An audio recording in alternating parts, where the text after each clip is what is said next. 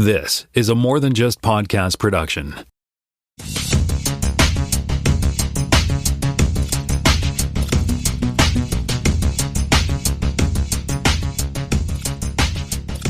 Welcome to Spotcast, Season 9, Episode 18. My name is Jonathan Kuline. I am in Florenceville, Bristol, New Brunswick, Canada. And I am joined once again by Jaime Lopez Jr. in Seattle, Washington. How's it going? Good, man. It's been a while. It's been a minute. So our usual host, the renowned Tim, is away this week. He might be off for a little bit working on a special project, but Jaime and I are going to do our best to keep things rolling around here. We're going to talk about House of the Dragon Season 3, which debuted this week, and pretty soon we're going to get into Silo returning for Season 3. We're going to talk about Strange New Worlds, which is coming up in less than a month, so we're going to have lots of fun stuff coming up over the next few weeks and months. And we're going to kick things off. We're going to skip some fact check because it's been a while, and clearly we were just amazing last time, so we don't have to do that. But let's jump into the headlines, and I'll kick things off. So the first thing I wanted to talk about is Star Trek related, since we're a Star Trek podcast, and we're going to talk about Star Trek Shadow Frontier. So we got a trailer a few weeks ago for this new video game set in the Star Trek universe, starring Ensign Ro-Laren, and it looks like Resident Evil meets Star Trek, kind of on the creepy side. Jaime, did you have a chance to look at this? What'd you think? Yeah, it is very much that survival horror kind of thing that Resident Evil has going for it. So it's very different for a Star Trek game, right? I don't think we've had another one quite like this. Yeah, I don't remember there ever being that crossover of genre. It does kind of remind me a little bit of what we saw in the last season of Strange New Worlds with the whole in the belly of the beast with the monsters kind of vibe to it. But interesting to have a show set in this time period, and interesting to have a show set around Ensign Ro, who's of course a sort of maybe not everyone's favorite character, but definitely a character I think resonates with a lot of people. And it's kind of neat to explore these two sort of science fiction / horror genres together. Indeed. It's pretty exciting to see some of the stuff. There's that Voyager game that I think is still in early access, which is like one of those sort of like randomized, based on the 7 seasons of Voyager sorts of things, but it's like resource management. It's like, okay, you're Captain Janeway. Let's see how good you can do. Are you splitting tubics? What are you doing when when the phage starts, taking your sanity, and you're like, okay, let's go to the Vidians and be like, all right, bro, help heal me. I'll give you the thing you want. I think that's a pretty interesting way of viewing that game. I think I would get over caffeinated and I would crash the ship.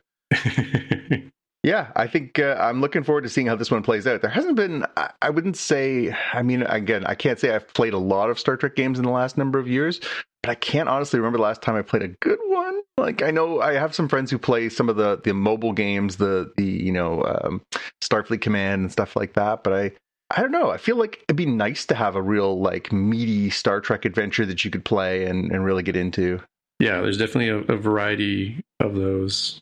So, like I said, I don't think I've ever seen one that was a survival horror, so that's definitely new to me. Yeah. All right. Well, moving on, we'll have some sad news. We lost yet another member of the Buffy family while we were on our break.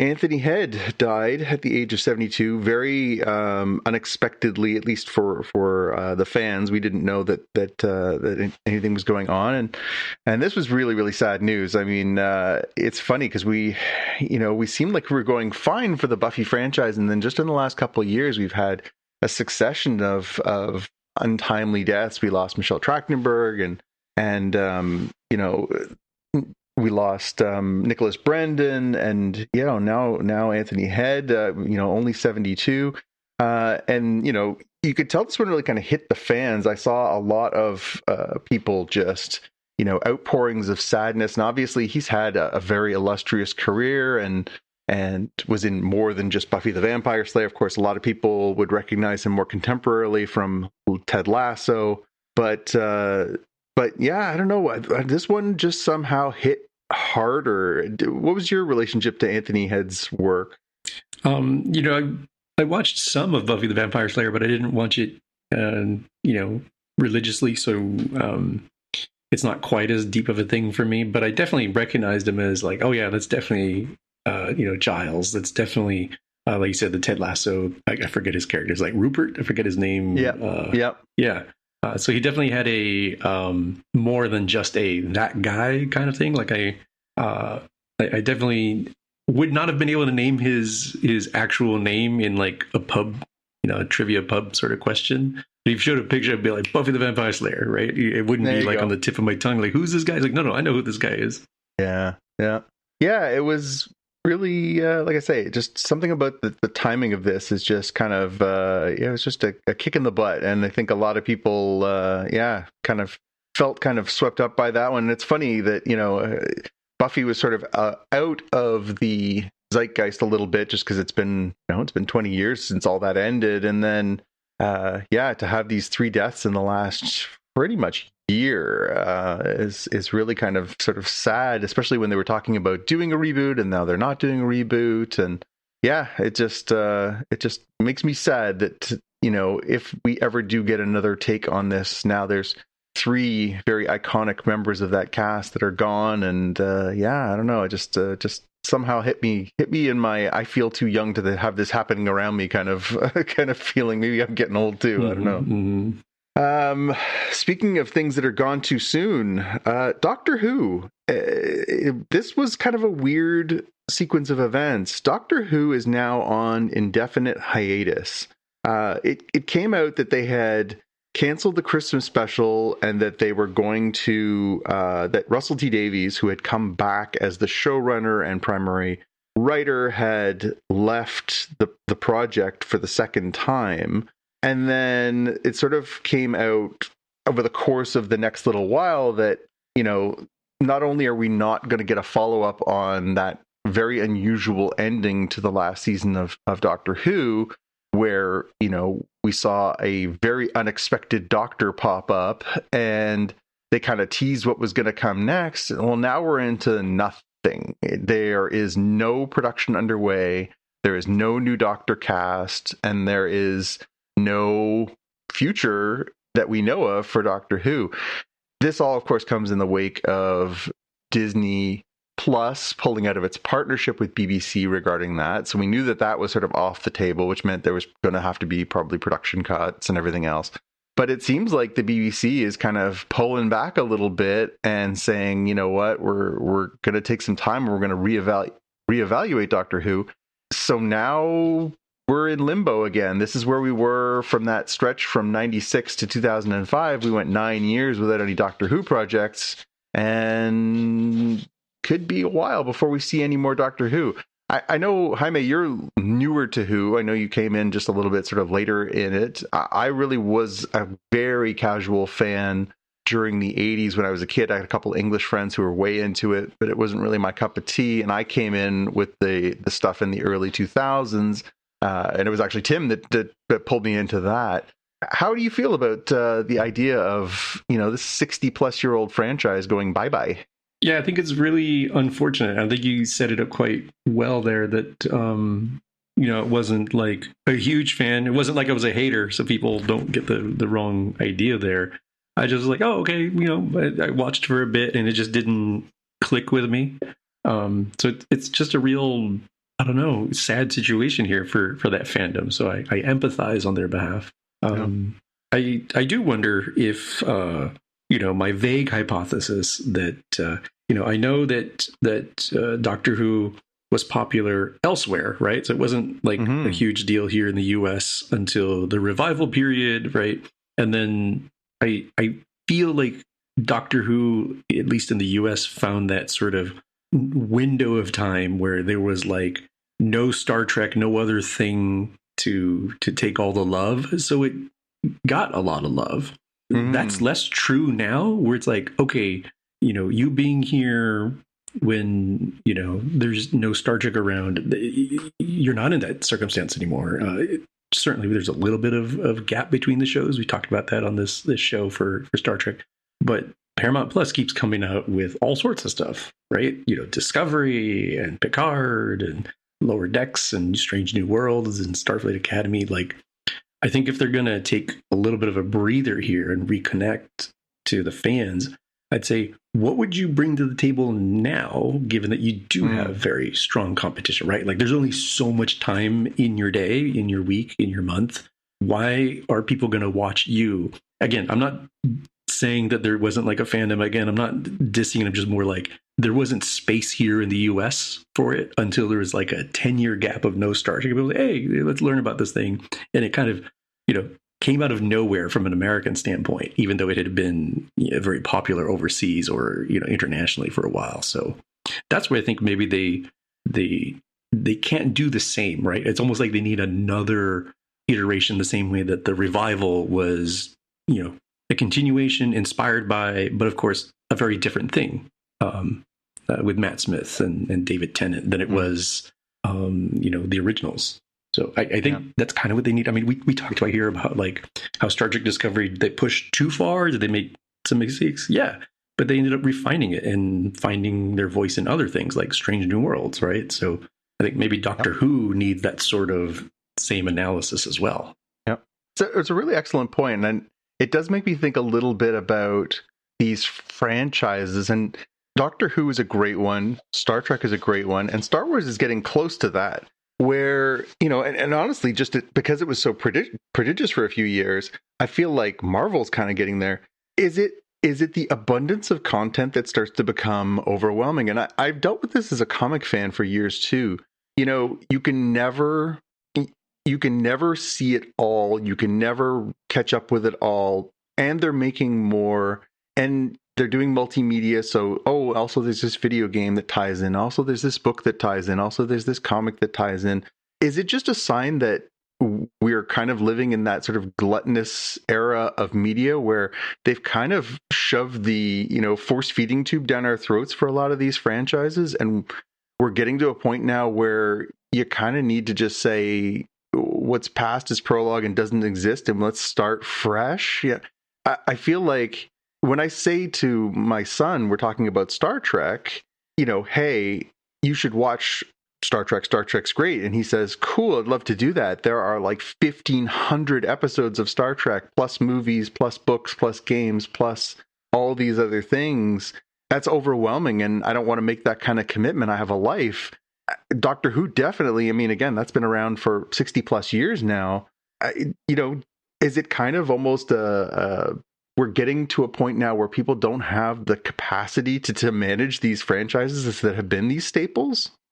Yeah, it could be. And I think you're quite right to bring up Star Wars is another one that definitely needs a bit of a breather and a rethink. It needs more Andors, arguably some more Mandalorian season 1s kind of thing, where you're doing something new and it's fresh and inspiring, and you're not, checking a box for the fall season, so to speak.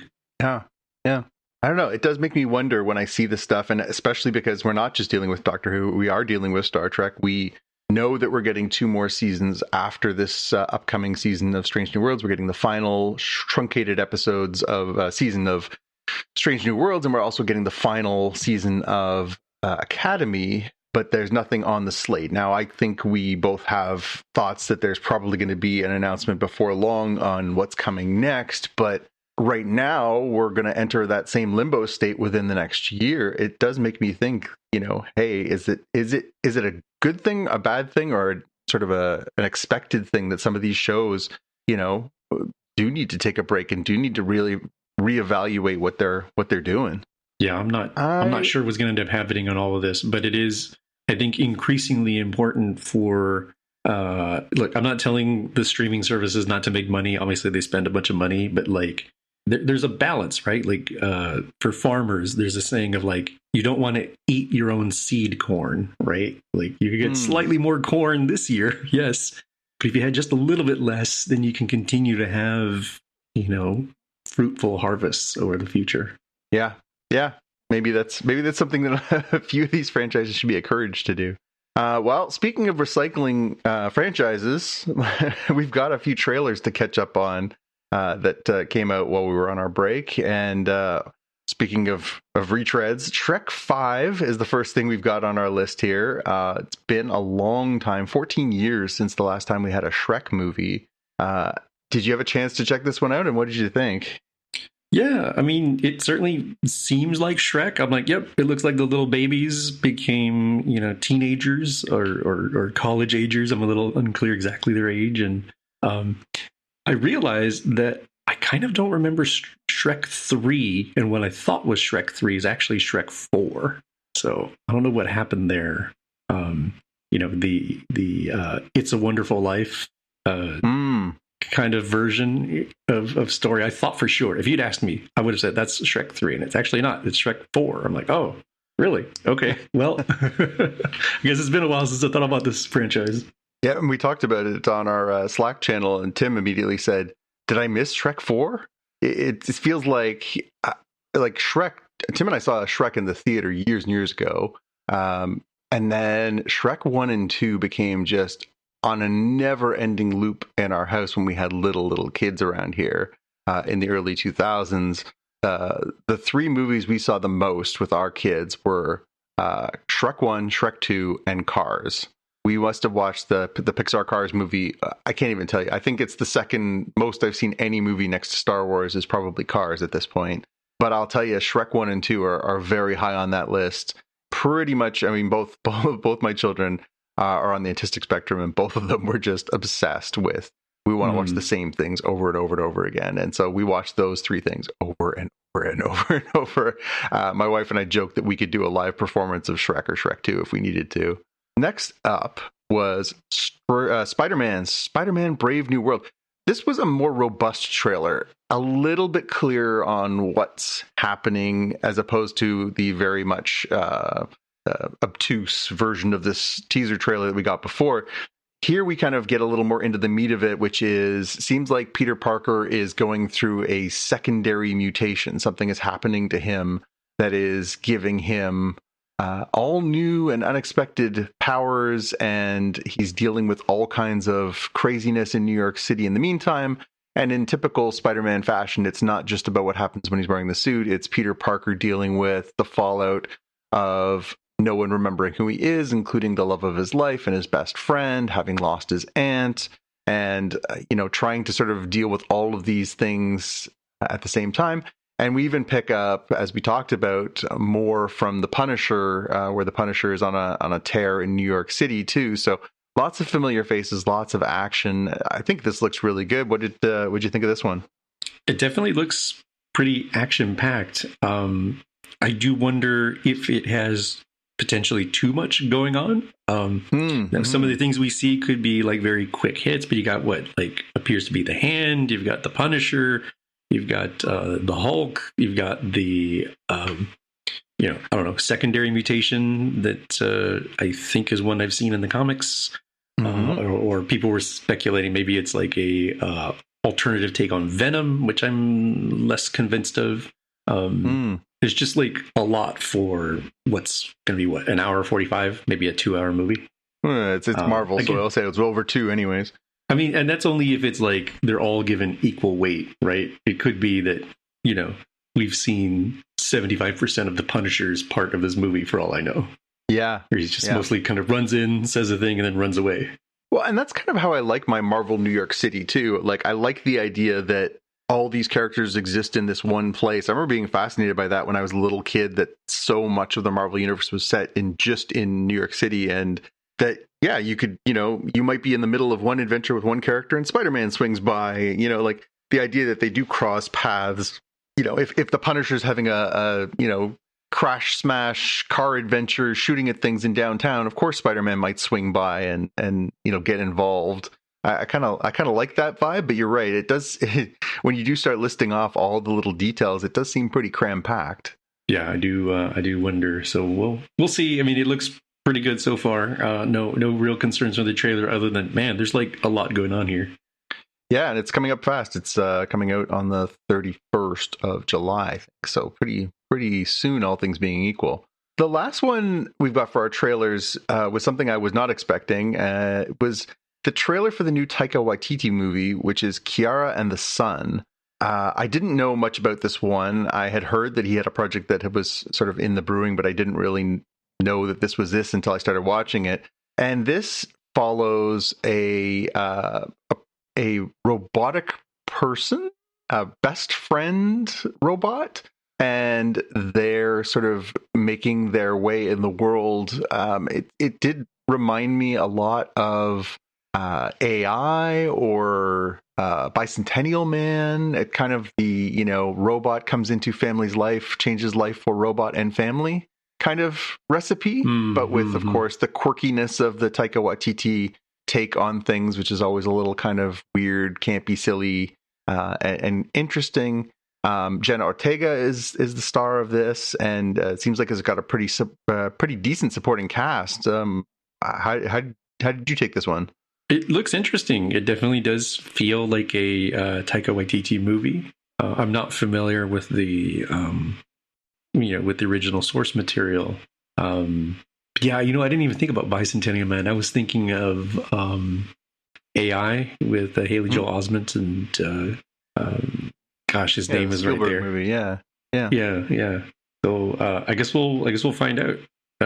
It certainly is, I think, timely given this era of generative AI, where people are wondering about how far away are we from having autonomous people. Yeah, it is very interesting that this is a subject, because you do see these stories that cross across social media and things like that say, person has relationship with AI, person has romance with AI. It does seem like, I'm sure there are people who are, using AI as a social outlet, because it's getting to that point. It's really not that far of a leap to, and then they walk and talk too, which is my beautiful segue to you and your story. Yeah. This whole AI thing, I think it's here to stay. I don't know if it's investable. Hang on. I'm going to write this down. What's the date? Hang on. Jaime says AI is here to stay. June. Okay, go ahead. Not a fad, apparently. Remember when everybody was doing NFTs? Who's still doing that? Not saying there's not people, but the hype's kind of out on that. But the power of AI is such that this article here that I'm sort of giving a long-winded introduction to is from TechCrunch around Google DeepMind investing $75 million with A24, the studio. So they're definitely going to use AI some way, somehow. Of course, I'm sure this is going to lead to a bunch of contractual negotiations with the various unions, and a lot of how do we deal with this? But it seems like increasingly we will see more AI involved in the production of these films. So that could be anything from, hey, I'm just going to vibe code a Spider-Man movie, to I'm using this as a coach for scripts, to like a script doctor but AI, or maybe even just like, hey, make us some Instagram and TikTok videos from this existing trailer that were hand created by people. Who knows? But it's definitely a thing that is interesting for me to see. That A24, I'm going to list here. They talk about Marty Supreme, Everything Everywhere All at Once, The Backrooms. Like, they've just had banger after banger. So kind of interesting. Oscar winners, really big movies. Yeah, kind of interesting to see them move forward on this. Yeah, and I did see some backlash against this. There was people posting, who I follow, who are in the industry, who were saying, well, that's it, A24 is dead, we're not doing business with them. Some people saying, calm down, this is, they're not writing their scripts with it. But it does seem like a slippery slope, and it does seem like, this is the kind of thing that would really rankle the actors union and the writers union and the directors union. And I'd be really curious to see how this does play out. This is actually a really interesting case study on whether or not AI and human beings can get along inside the entertainment industry, or there's going to be, again, if you see A24 cranking out material and laying off workers, well, then we'll know that 1 + 1 = 2, right? Mm-hmm, mm-hmm. But it does look interesting to see that, this is a big push by big tech into the entertainment business. And in a world where, this was sort of the holdup on the last few times we've had entertainment strikes was, you can't do this. You can't bring this into our world because it'll devastate the industry. Clearly, A24 thinks that this is a gamble worth taking, but I wonder if it's going to cost them some relationships with agents, actors, studios, whatever that is, or if this is just the way things are going. Yeah, I think there's, friendlier versions of this. Like, man, in the old days, we would have had to ADR this because it turns out there's a real big plot hole we didn't think about. So let's get the back of this actor's head and have him dump some plot spackle.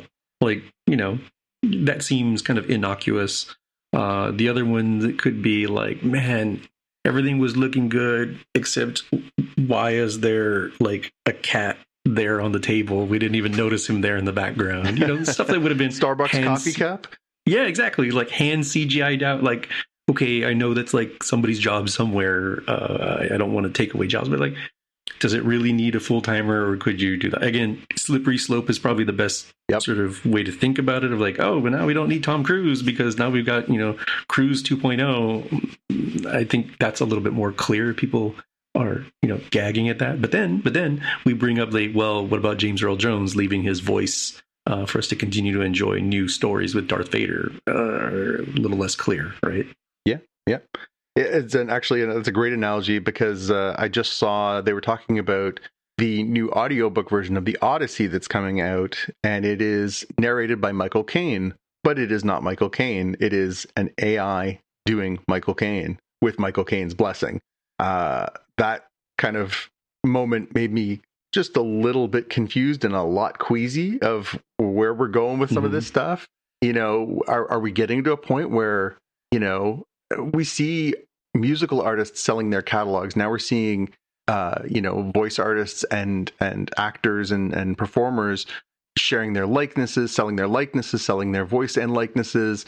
It's gonna be years in the future, and we're gonna be like, wow, Michael Caine was great in that latest movie. Oh, what do you mean he's been dead for 30 years? Like it's getting to an unusual place where reality and fantasy and what is actually a living thing versus what is a coded performance. Again, this is that slippery slope we talk about, right? Right. Well, in other signs of the apocalypse, the new GTA game, Grand Theft Auto 6, is scheduled to come out this fall after a much longer waiting period than people have been hoping for. The game is the most anticipated video game of the last, I'm going to say, since the last one, frankly.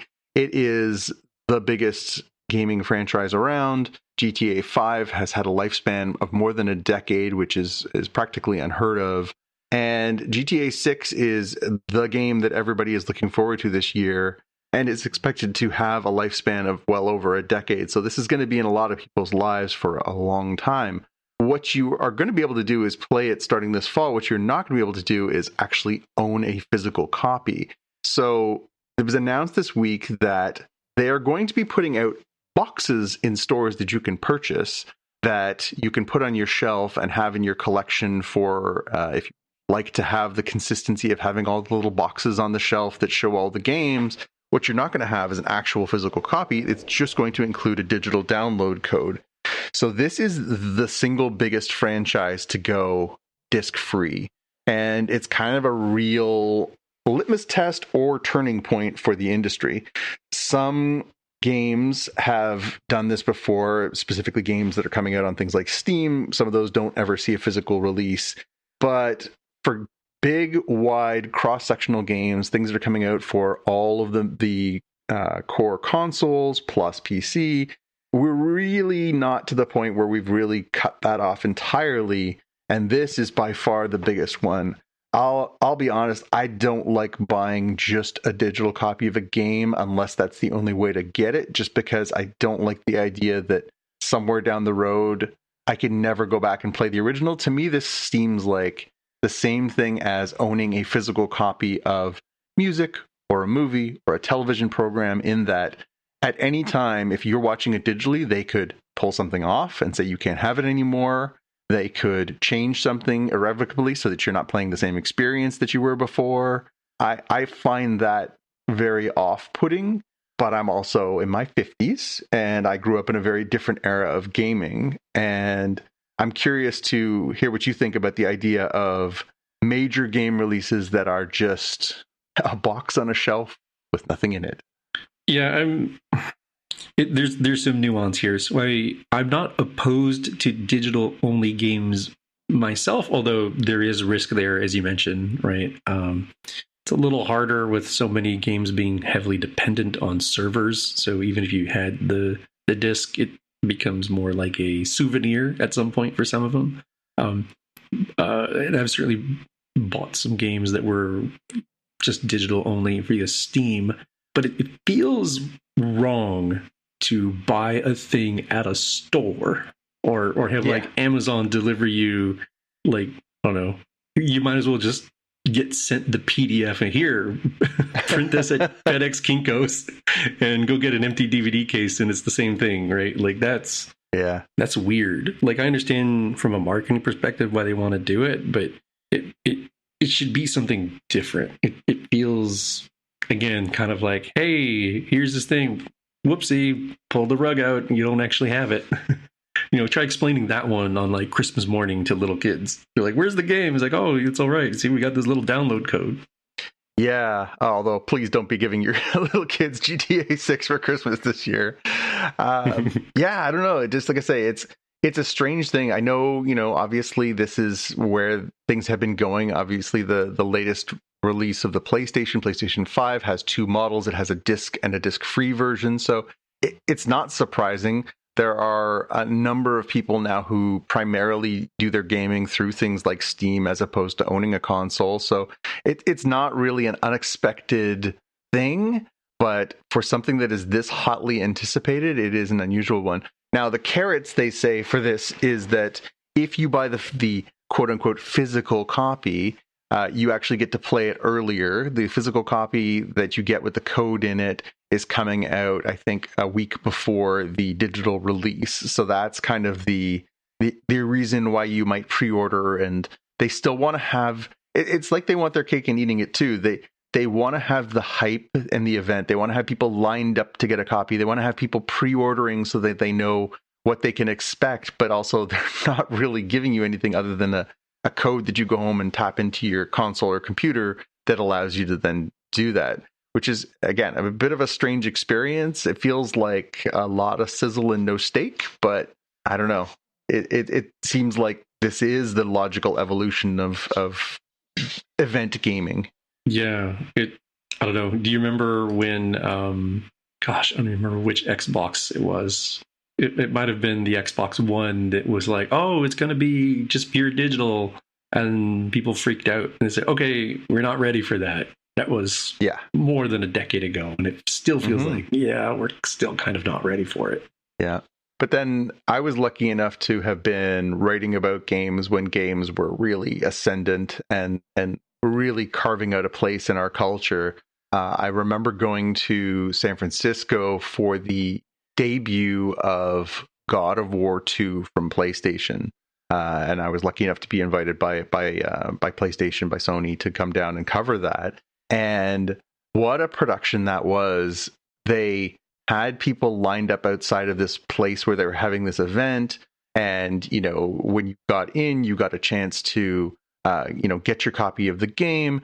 They had somebody show up in full, like this buff guy in full Kratos costume, body paint, and the whole thing, showed up on a horse-drawn chariot, came in, posed for pictures with people. People got their copies of the game. It was a huge, spectacle and event. And I remember just being like, wow, video games are really mainstreaming here. And, people are, blockbusting like they would for a movie or for, a Michael Jackson or a Madonna, album release. Or this is pretty crazy. And they're lining up like they would for a Star Wars movie for a video game. Here we are. And now it's like, hey, you want to go line up and get our box that has nothing? It just feels really weird. It's like, back in my day, in Japan, they had to. I'm gonna have to look this up. They had to do something special for Super Mario Brothers 3. I think it was like retailers were not allowed to sell the game during school hours because they didn't want kids playing hooky to go get Super Mario Brothers 3. I remember Mortal Monday for Mortal Kombat when that came out on like Super Nintendo and Genesis. Yep. But at least you got the darn thing, right? It was like, yay, Yep. I have an empty box with a QR code. And I can, wait in line to go get the box and then come home and wait for my Comcast or Spectrum internet to slowly slurp down the bits. It's like, you couldn't even give me the starter disc, dude. At least, dude, I know there's going to be a day one patch that's just as big as the game. At least get me halfway there. Yeah.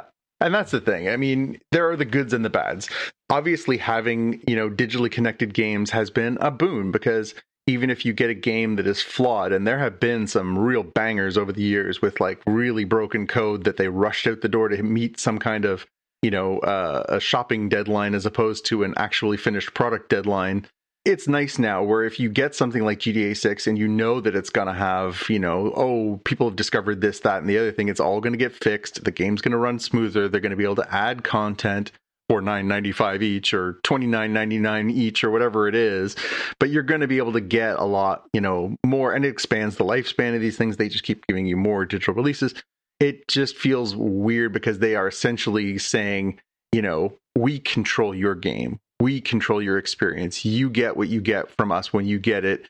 We decide whether or not that glitch is something we're going to keep in or remove from the game.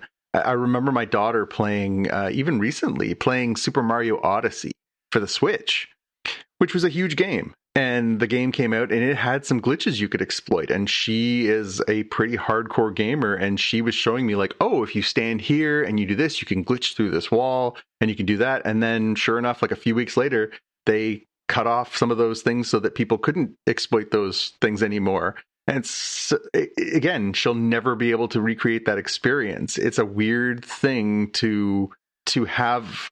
It's almost like we talk about, Steven Spielberg and George Lucas and evolving art, right? It's a created piece of collective art. It's like a movie people have made together. They've made this video game together.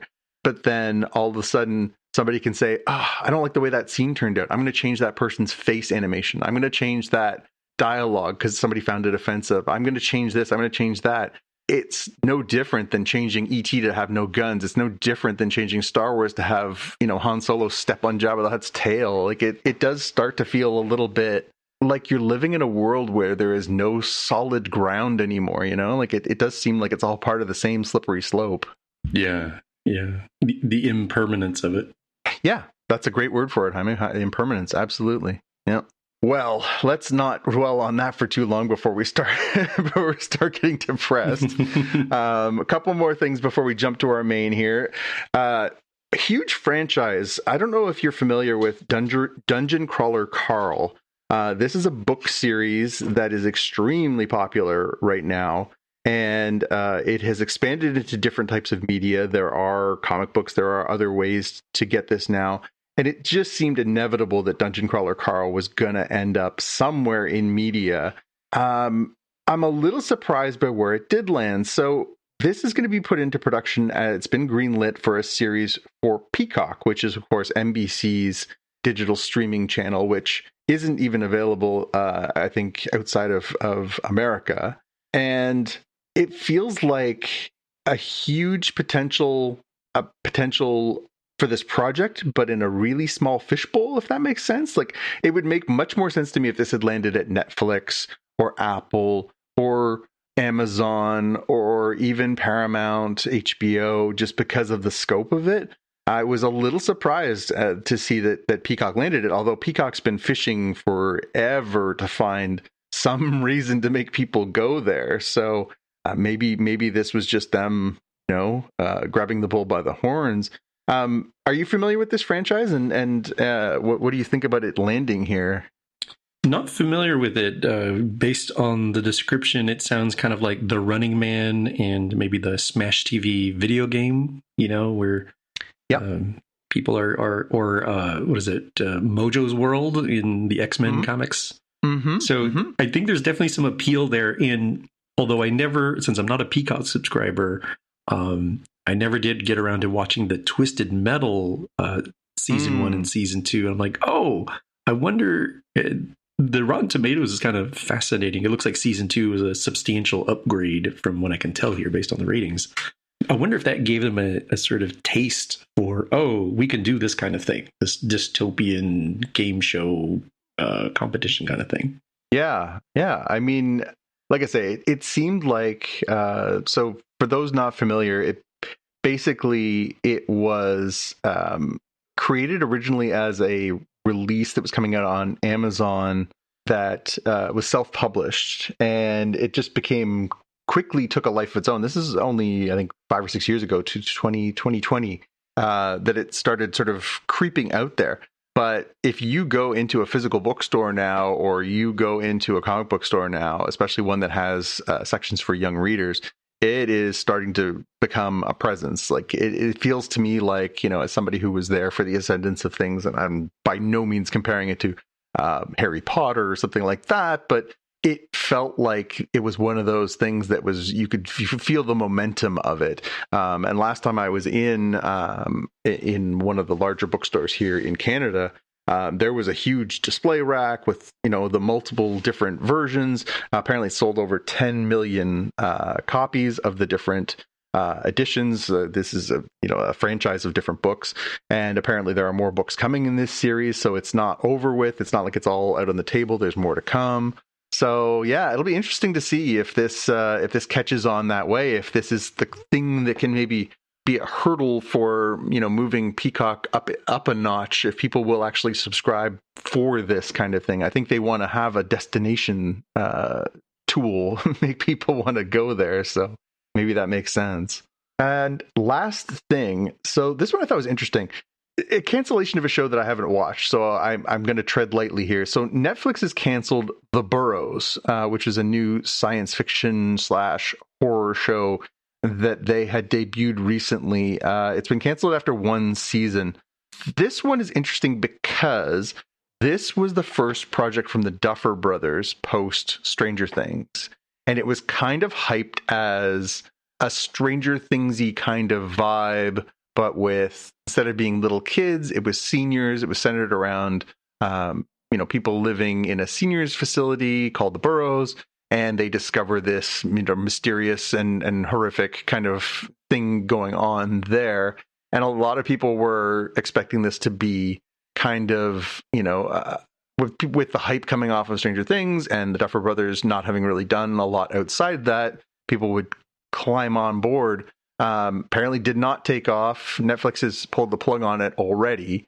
And particularly interesting too, because the Duffer Brothers have already signed a deal elsewhere. They were working on this as executive producers, but it was kind of their last thing they were doing with Netflix because they were moving over to work with, I believe, Paramount. So it'll be interesting to see if this more tea comes out about this one, but it feels like maybe Netflix was just like, you know what? You guys, thanks for Stranger Things, but F you left us, and therefore you're dead to us now. It just feels like a little weird that it got the plug pulled so quickly. Yeah, this one, I gotta admit, I didn't even have a clue this one was coming out until it was already canceled. I was like, wait, when did this come out? I was like, oh, it came out in May. I'm like, that's not a great time to release this sort of thing, because you're thinking about summer vacation, you're thinking about World Cup coming up. I feel like if they had just released this again, maybe it would have turned out the same way, like you said, because of the brothers leaving. But if they had released this like in the fall, when people are back in school and you're getting back into like the doldrums of bad weather, maybe it would have, I don't know, done a little better. I if they promoted this at all, I completely missed it.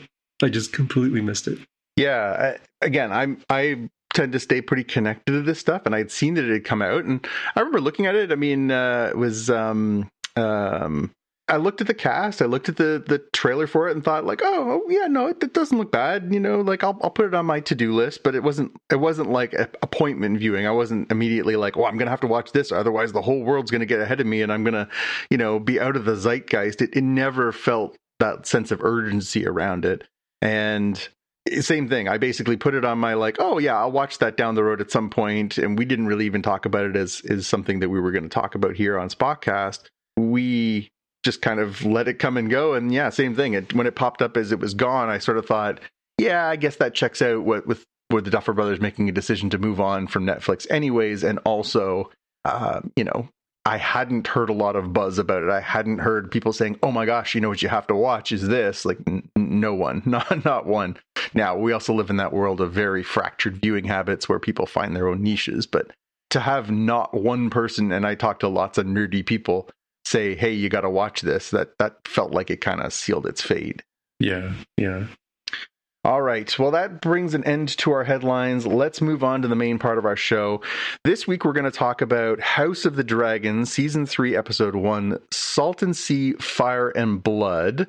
We're going to cover your whole season of House of the Dragon here on Spotcast as we build towards a few more weeks from now. We're going to get, or only 1 week from now, we're going to get Silo Season 3. We'll be covering that. And we're also going to have the exciting fourth season of Strange New Worlds, Star Trek Strange New Worlds, coming up soon. So we're going to have a busy summer for you to follow along with us.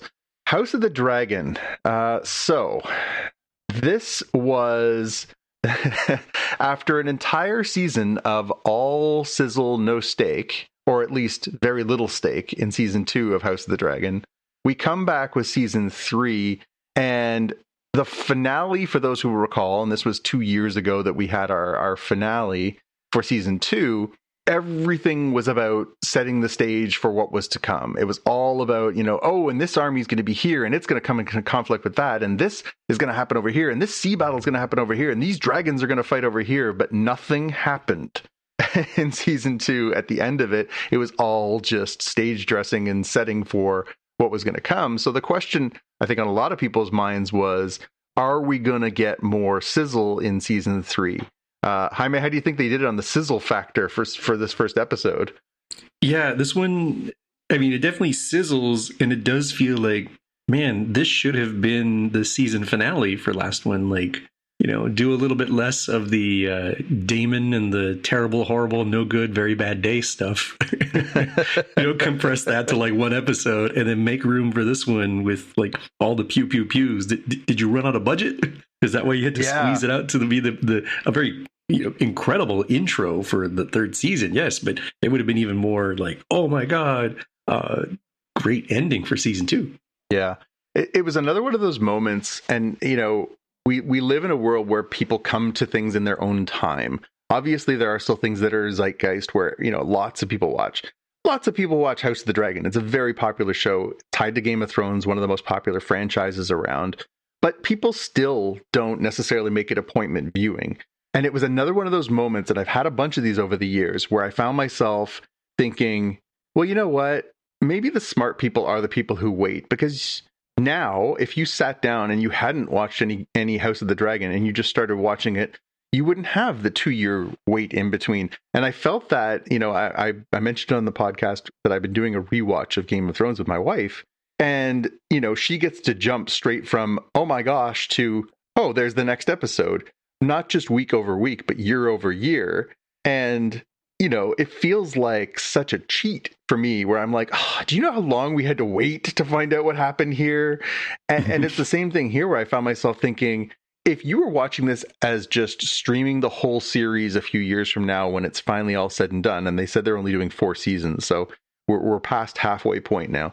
If you just sat down and started watching all 4 seasons, you wouldn't have this huge wait. You'd just jump straight from the end of season 2 straight into season 3. You probably wouldn't even notice that you've gone from one season to the other, and you'd be like, well, that was really good setup, and it just paid right off.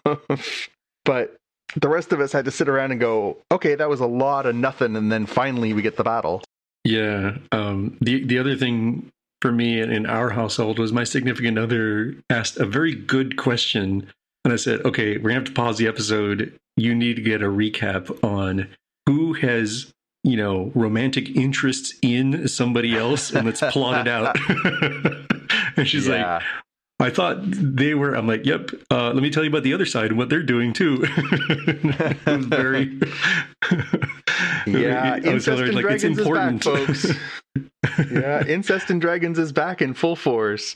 Okay, so let's do a little recap here. So we pick up pretty much where we left off on a lot of different fronts. So we see Reyna, who is one of the princesses on Team Black. We had seen her last season. She was forlorn because she does not have a dragon of her own, having lost out on the opportunity to seize her mother's dragon, who went to her cousin, who is now riding it around like he is the boss of all bosses and sitting on the throne. So Reyna was in the Vale, and she basically had found out that there was this wild dragon there, which we know to be Sheep Stealer, and she tracks it down and finally ends up, jumping on board and trying to tame this wild dragon, which, makes for kind of an interesting story as you're watching this episode, but then really pays off in the end.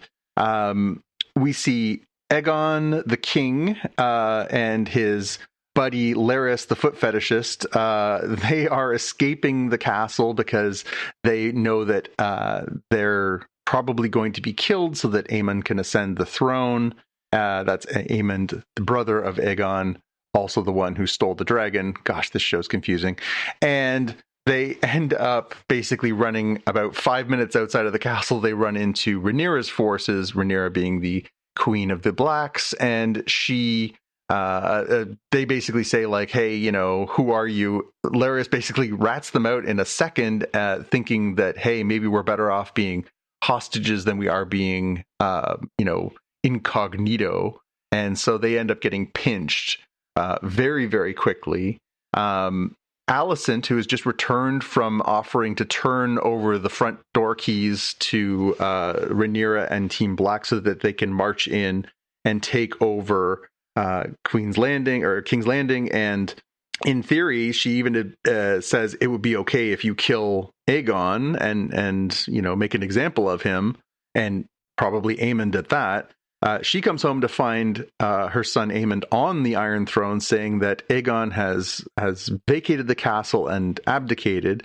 He's pretty ticked about that. We see him threatening to chop the head off the High Maester at the beginning of this episode too.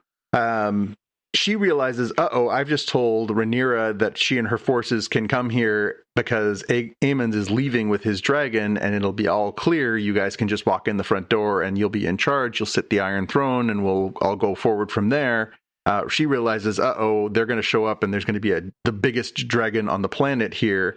And so she's trying to figure out how to get Aemond out of the picture. So she says, hey, you should go and you should join the forces down there, and you should go take Harrenhal. That'll teach everyone a lesson.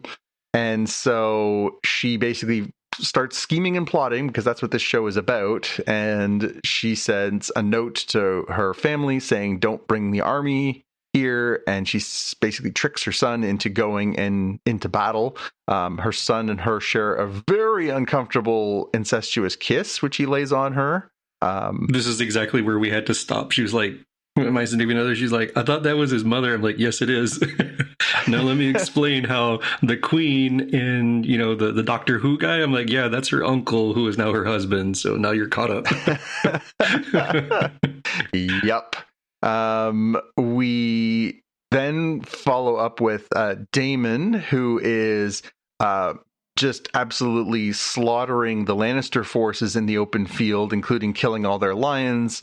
And then we see the long-anticipated meeting with the Winter Wolves. These are the old soldiers from the north that had been marching for the entirety of last season. They literally got introduced in the first episode, and they finally showed up in the first episode of the next season. They finally get to where they're going. This is all foreshadowing for next season, when they're like, oh no, we need people to move faster. It only takes them 5 minutes to walk that distance this time. They finally show up, and they have the head of Jason Lannister, which, is a pretty good sign that they're on their side. And so now we have this big army basically outside of Harrenhal, where we have Winter Wolves and the forces that have been mustered in the Riverlands by by Daemon. So we've got this big Team Black army all together. We go to what seems to be the Isle of Faces, which is a weird one, and we'll get into that in a few minutes. Adam, Hugh, and Ulf, the three new dragon riders that we met last season. These are the three low-born, but technically blood-related to the blood of the dragon fellows who have all claimed dragons. They seem to be just waiting around for Aemon to show up so that they can ambush him. And they seem to be on the Isle of Faces, which is a place where most people are not allowed to go because it is a place filled with witchcraft and magic. We do get a few indications of that with Alice Rivers showing up, who is a witch. And we also see what looks to be a green man at one point while Ulf is going to the bathroom, because it wouldn't be a Game of Thrones episode without somebody having a poop in the woods. And this is all just preamble to what really comes down, which is the huge part of the episode, which is this sea battle, the Battle of the Gullet, which has been much anticipated. This is where all of these forces are coming together. It's the Triarchy, which is the group of allied Essos forces that were fighting against Daemon and the forces of the Targaryens in the first season. God, the show. And they are on their way to basically challenge this fleet that is blocked off.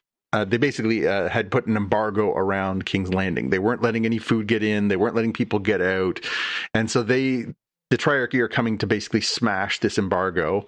And it turns out that this is just going to become one of the most chaotic and possibly, depending on your perspective, thrilling sea battles that we've ever seen on this show, where we end up with the Triarchy taking on Corlys Velaryon, who's the Hand of the King, taking on all of his forces alongside his son Adam. Meanwhile, Jace basically tells Rhaenyra, hey, you can't go and get involved in this battle, and locks her in her room like she's a child and goes off to fight alongside of his betrothed / cousin Bela. God bless the incest of the show. Mm-hmm. And so the two of them take Vermax and Moondancer to go and stop the Triarchy and cook them while the sea battle goes on. And then all heck breaks loose when Rhaena shows up with Sheepstealer, who does not have a clue which side he's on, and starts scorching friendly ships, attacking the other dragons, just generally causing chaos all over the place. And so we end up with these sort of multi-tiered battle going on where there's all these dragons flying around. There's these two sides fighting each other. And then the leader of the Triarchy Navy, Lohar, basically turns it into a vendetta where she's trying to directly take on Corlys. So we end up with this very dramatic part where they're chasing each other through this narrow passageway between these rocky islands. And meanwhile, there's, explosions and boats going up in flames and dragons flying everywhere. And we end up with this very much more close combat moment where these two ships collide. They have this huge battle. Not clear what happens with Corlys. He ends up overboard. We're not sure if he's dead. We're not sure if he's alive. We do know for sure that the other Lannister twin dies in this fight because he's wearing a suit of armor and Lohar throws his butt off the side of the boat because she needs to save some weight. Yeah. And then we end up with this sort of, pretty bloody fight between these two sides, which culminates in Alan and Lohar going at it and having this knockdown, drag out fight where Alan ends up putting a dagger between Lohar's ribs, and that's the end of them. And then we end up with, this final sort of conclusionary moment where we see the strategy by the Triarchy, who have fought dragons before. They fought against Daemon and his dragon. They know how to fight dragons, and they use their scorpions with these huge cords attached to them, these ropes attached to them. They fire one right through the neck of Vermax, and Vermax can't come free, and dragons can't swim, which seems strange in retrospect, but dragons can't swim, and it basically takes poor Vermax down, and she goes under the water. Jace gets himself loose and pulls himself up to the surface, and you think, well, oh no, he's lost his dragon, but he's going to be okay. until he gets shot repeatedly by arrows from the passing Triarchy boat, and the Crown Prince of Team Black is no more. So a pretty jam-packed, and this was, a good, I think it was an hour and 15 minutes. So it was a pretty big and densely packed check-in with a lot of different characters, but really focused. I mean, I would say a good, 2/3 of the episode is probably focused around setting up and then fulfilling this huge battle that culminates in the loss of a dragon. I don't even know the state of the fleets after this. I mean, the Team Black fleet is just in flames when we pull back from that. We end up with Jace being dead, so that's the second of Rhaenyra's kids to be killed in this conflict, and she's furious because she's being treated like a child, and or in this era a woman being demeaned for who she is. This was just I mean, it was a banger. It really was. It was just a banger of an opening episode. It was really jam-packed, but like a lot of very big, very expensive looking stuff going on. Now that I've talked for a minute, I'm going to take a drink of water. Please tell me what you think of all this. Yeah, that was all pretty amazing, especially the sea battle. I really appreciated the fight between Corliss's crew and Lohar's crew, and it was knockdown drag out. It wasn't pretty. It was very very ugly. People bashing each other. I also thought that the sea battle with the dragons was pretty good. And then I know there were people online who are like, hey, wait a minute. If like these scorpions and stuff are like so common, why was it such a big deal in, Game of Thrones with Daenerys? And I have to remind people, what is this, like 300 years before Game of Thrones, I think, more or less. Imagine if, like yeah, right. And it was made really clear by Tywin Lannister that like, oh, dragons have like basically not been a real thing. They were like as small as house cats or something by the time the last dragon was found. I'm like, so imagine, it's a very poor analogy, but imagine that some sci-fi cataclysm happens here on Earth and all fighter jet technology has been wiped out and we just somehow can't make them anymore, right? For 300 years, we have all sorts of wars and battles without fighter jets. And then somebody lucks out and reinvigorates fighter jet technology. They'd have a huge advantage for a while until people are like, hey, wait a minute. Wasn't there this old thing that used to counteract these? Let's use that, right? And I think that's what happened here. Like, dragons were much more common. You should expect to have some sort of countermeasures against a very common enemy. And like you said, Lohar's crew of the Triarchy had just spent like the weekend, so to speak, fighting these things. So they had an idea of how they would want to attack. And it wasn't going to be, 100% sure kill. I mean, Vermax gets hit before and Moondancer saves. It was just like one too many times going to the well and sheep stealers, berserker chaos that really made it untenable of a situation.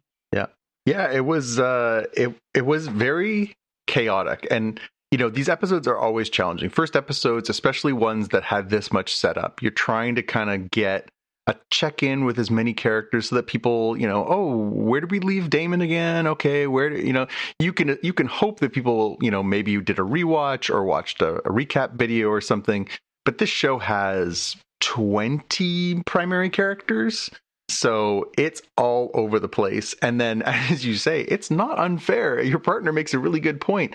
Who's sleeping with who and why, and are they related, and why are they sleeping together if they're related? There's a lot of stuff to catch up on when you come into a season like this after 2 years of being off. And, we didn't get super length check-ins with some of these characters. I feel like, we kind of just scratched the surface, but that it's because they are going to have the consequences of this episode. We didn't get a ton of time with Rhaenyra, all things being equal, but the consequences of this episode are going to set her forward on what the season is for her. Daemon's the same thing. The short bit that we did get with him is really about, hey, we've consolidated our forces. We have this huge army of very, tough fighters now ready to go. And, the stage is set. and then we get this battle that is just, a rip roarer, which after a season of, like the last time we had a really big battle was Rook's Rest, which was not even halfway through the second season. So it's been a while in this show since we've had a real good pew pew pew moment. So I think this was kind of what this show needed to kind of get it back on track and say, hey, no, this isn't just incest and intrigue inside the castles. This is actually huge, high stakes, whole armies go up in flames kind of, big battle. I mean, the whole premise of the show is this is a civil war that basically just devastates this entire family line, right? So this definitely felt more like that. Although it is weird too, because it wasn't just Team Black versus Team Green. It was Team Black versus the mercenaries hired by Team Green, which kind of lessened it a little bit. It's not like there was a lot of personal stakes. I think that the actor who played Lohar was terrific, but ultimately, does it really matter that they came and went? And on top of that, does it really matter that Tywin Lannister, who is kind of our one Team Green avatar, the master of ships, gets basically unceremoniously drowned? Not a huge blow to Team Green, I'm thinking. It was. Yeah. I think this is pretty good, though. I mean, if you want to come in at high stakes, the Crown Prince dies, his dragon dies. We end up with Sheep Stealer being this chaotic, new element that we've added to the mix.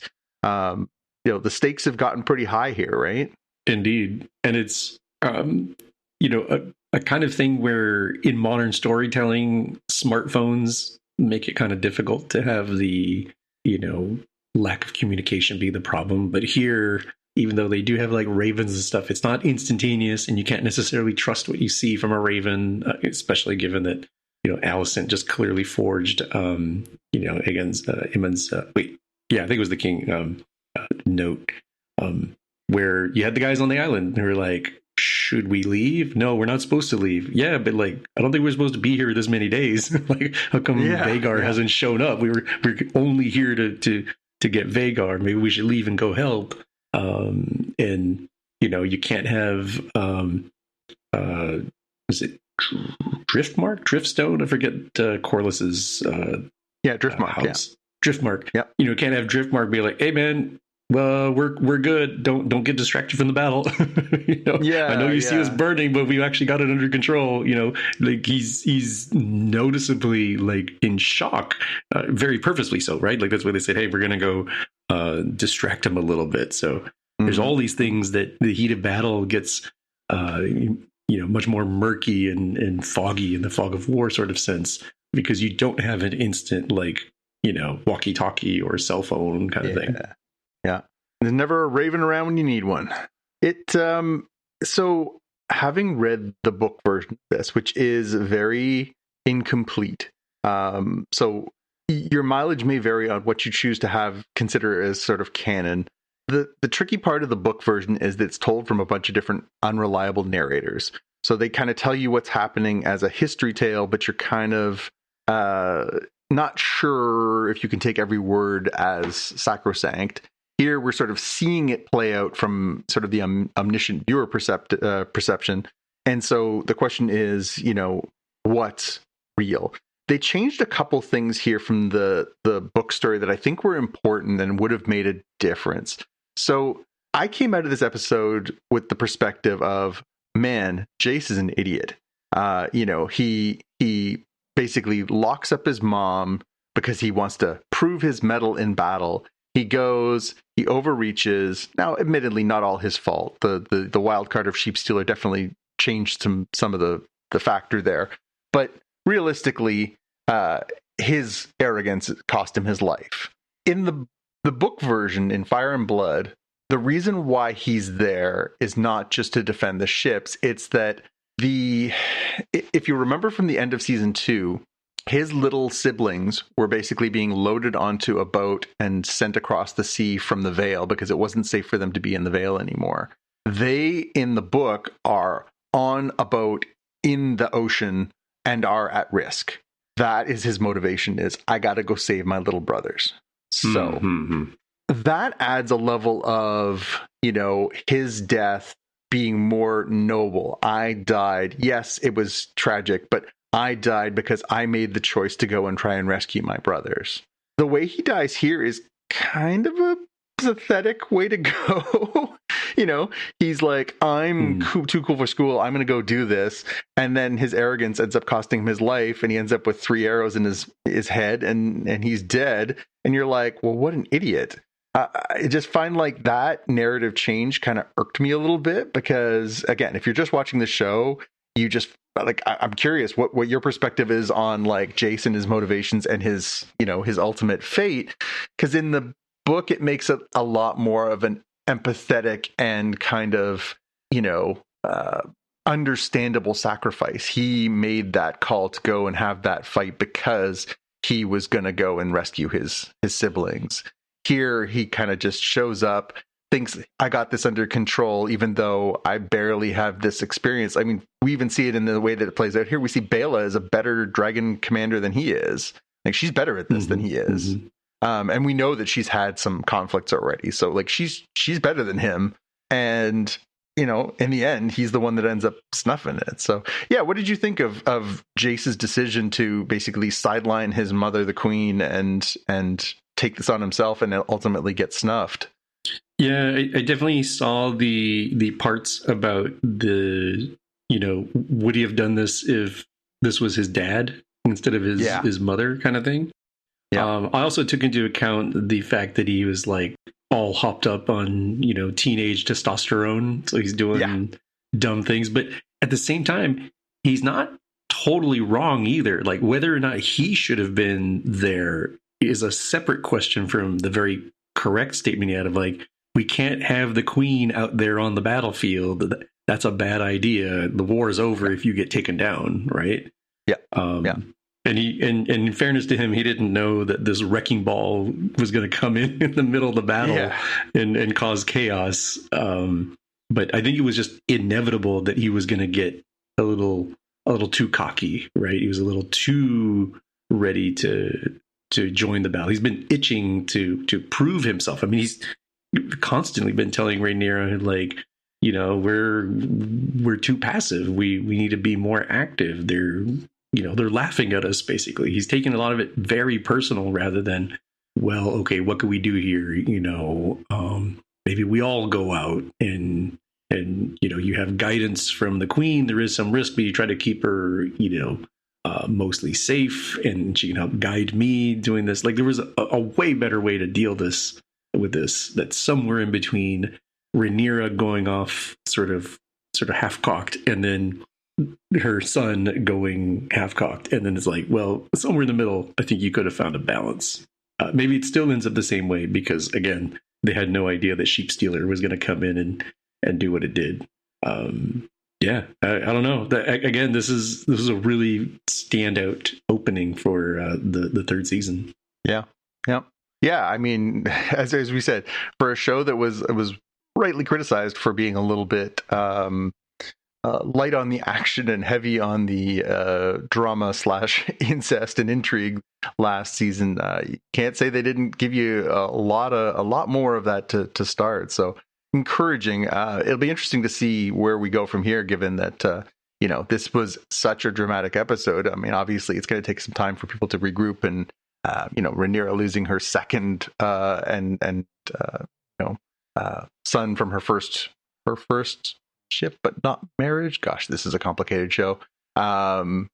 Pretty epic. So yeah, good stuff. Now, a word from our sponsor. Now, back to the show.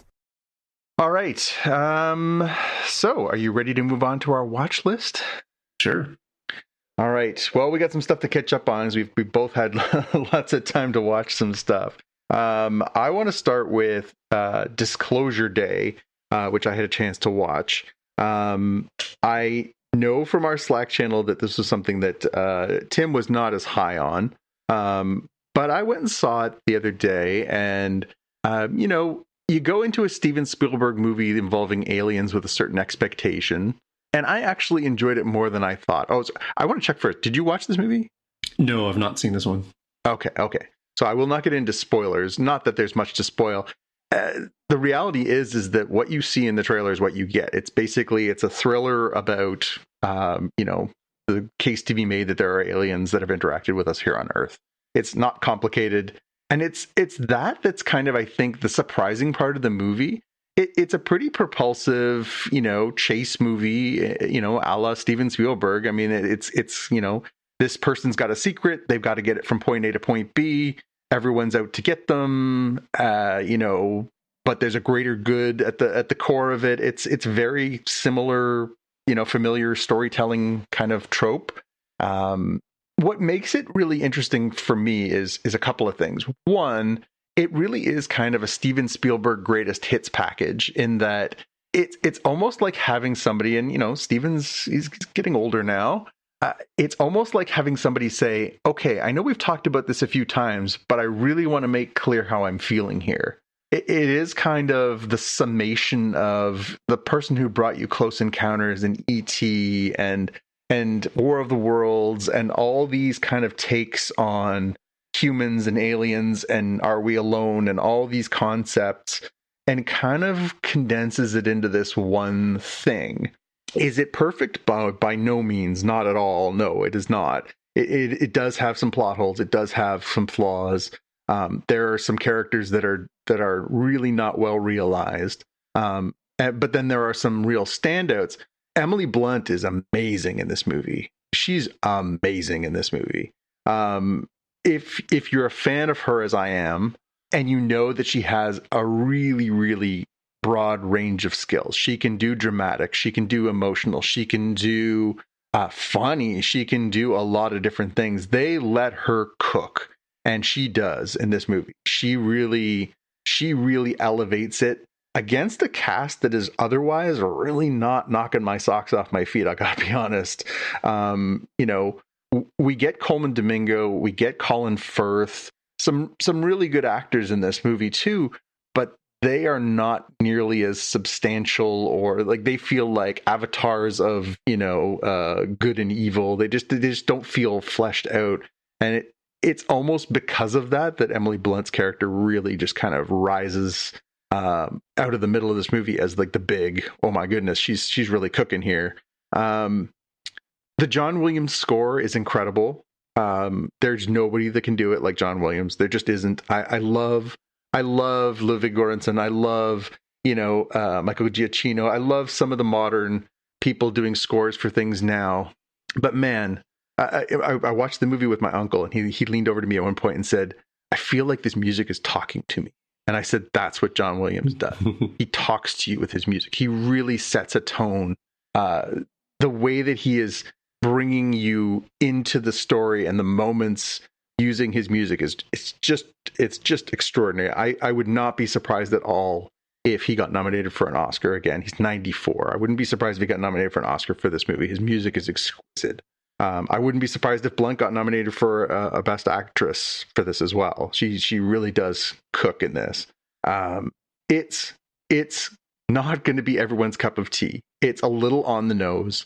It is. If you watch the trailer, there's no like, but here's a twist. It's just exactly what you think it is. It's a Steven Spielberg summer blockbuster with conspiracy and action and some quirkiness to it, a little bit of a humor mixed with some drama and some emotional connection between people. It's kind of like I say, it's like a greatest hits thing from Steven Spielberg, and if that does it for you, you're probably going to like it.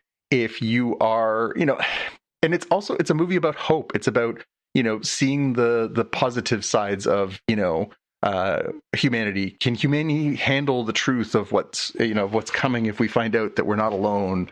Those kinds of big discussions are part of this story, and I think that's kind of nice, as opposed to like assuming everyone's a moron and or a villain just because of where they live or how they vote or whatever. It's kind of refreshing to have somebody say, I believe in humanity.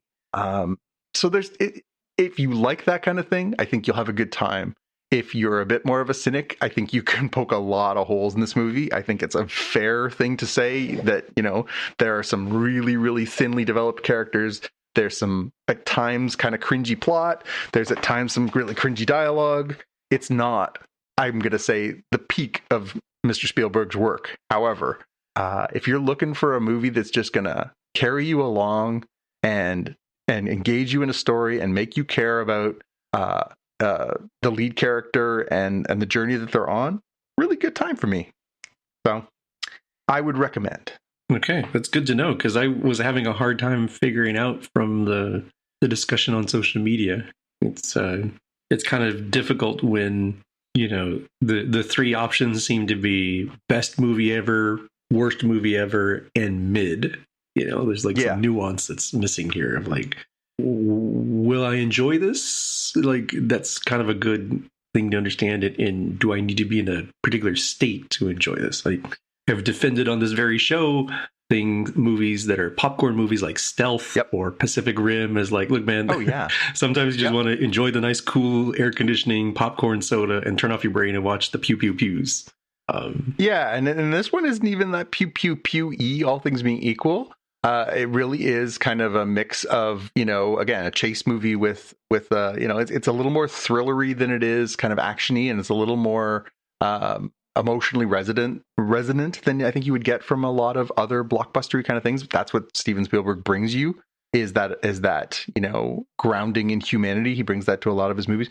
Again, if you're a Spielberg fan, you're probably going to dig this movie. If you enjoy the kinds of stories that he's been telling us for the last 50 plus years, this is his 35th motion picture, which is just unbelievable. I think you're going to enjoy yourself, and I would say it's worth it. I saw it on a relatively small screen in my little local small town movie theater, and it was just fine. It's absolutely fine. Didn't mind it at all. I think it would have been interesting to have seen it on a big, sort of gigantic screen, bigger experience. I'm curious as to see what people's response is who are waiting to watch it on their home screens, whether that's going to change the experience. But I would say, you'll kind of get out of this movie what you bring into it. If you bring in high expectations for oh my God, this is going to be Close Encounters, it's not. It's just not. But if you come in thinking hey, what would it be like for me if I found out that, aliens were among us? How would everything really go down? It's a really interesting perspective, and again, I don't regret at all spending the money I did to go see it, and I don't regret at all making the effort to go see it. So, okay, quickly, also watched the last but one Pixar movie, Hoppers. I watched this on Disney Plus, where it is now currently airing. The premise was essentially, what if this was the Matrix, but you could hop into, or Avatar, but you could hop into a beaver as opposed to a giant blue cat. This young woman who is trying to sort of save this one area that is going to be destroyed by progress. She basically is trying to hop inside this beaver to convince all the other animals, hey, we need to protect this land. We need to it's basically a thinly veiled environmental message of, hey, we gotta do better by our environment. It was a little heavy-handed at times. It was not quite as funny as I think it could have been, but it was very cute in Pixar style, and it definitely had something to say if you were, if you wanted to put the message to your children of, hey, progress at the expense of the environment and or the priorities of the indigenous residents of that area should be taken into concerns. It'd be good to use this one as a tool for that. It even has a little bit of a kind of what I felt like was a little nod to the moment too of, there's a character in it that is ostensibly set up to be the villain, and then the sort of truth comes out that people aren't black and white, people are kind of gray, and this person isn't just a villain. He's got, some layers to him, and turns out to be somebody who's not as bad as you think. And I think the idea there is, just because somebody, maybe, I don't know, votes a certain way or, follows a certain, ideology doesn't necessarily mean they're a terrible person. Sometimes it just people get caught up in the moment. So maybe there's a subtly hidden, cathartic message for America in there. All that being said, if you just want to sit down and watch something fun with your kids with funny, goofy talking animals, this will certainly fit the bill too.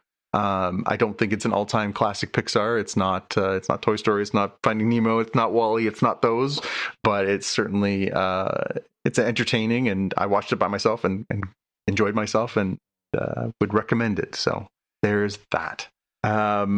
This one I want to talk about. So I read a book that just came out this week. It's called X-Men Elsewhen, and it is a new collection from Abram Comic Arts, which is strange because when you hear X-Men, you immediately think Marvel. But it's not, strictly speaking, a Marvel project, even though it's the X-Men, which is going to start sounding really confusing. So here we go. So the most iconic run of the X-Men, pretty much irrespective of your age, is the late 70s, early 80s run by Chris Claremont as the writer and John Byrne as the artist, and the two of them collaborating as co-plotters, working on the X-Men for about 3+ years. These are the stories that brought us, some of the most important stories, including the Dark Phoenix storyline, which has been turned into multiple movies now and is considered to be sort of the pinnacle of X-Men storytelling and one of the most important Marvel comic storylines ever told.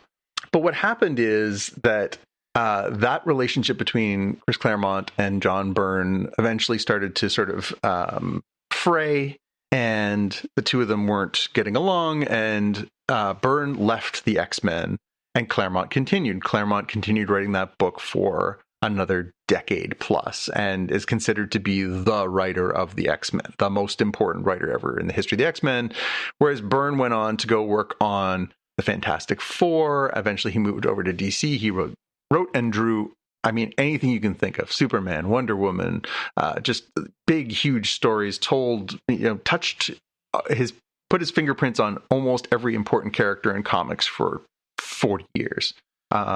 And he also, for what it's worth, created during that run the Alpha Flight, which is Canada's super team, and then continued by working on that book, creating and writing and doing that book for a number of years. This story of Elsewhen is a weird one. So he's had his own website for a number of years, and a number of years ago now, actually, he started doing, as just a little art project for himself, he started drawing X-Men pages again. And then he basically challenged himself to make it into kind of, can I keep up? Somebody basically said, do you think you could draw, like, on a regular schedule, a comic book again? And he was like, I wonder if I could.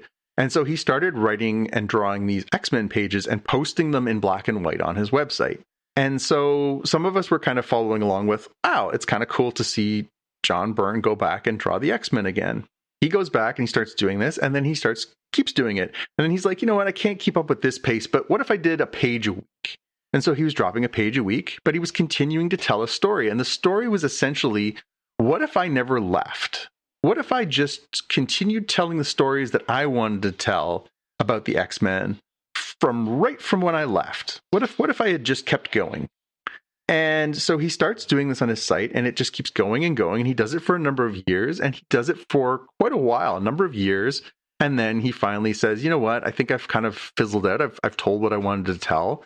And, now you can come on my site and you can read this whole kind of story. And then, lots of people, it was not uncommon to find people who had like collected these as like a PDF comic. So you could read it like that. You could, sometimes people would collect them in physical form. There are people who have basically bound their own editions of them and stuff like that, so that you could actually read them like that. And so it kind of was this thing of legend that was out there, but kind of didn't exist because it wasn't official, and it was really kind of just his own little pet project. It had no other editors. It had no other people working on it. There was no colorists, no inkers. He did all the inking himself, and he kind of did this whole project.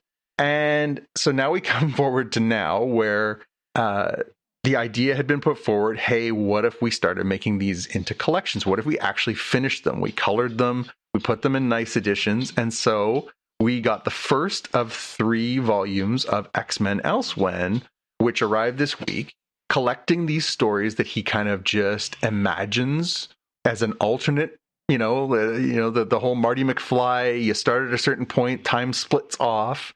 What if all the X-Men stories didn't happen because this is the alternate timeline starting from this point? Here's the story.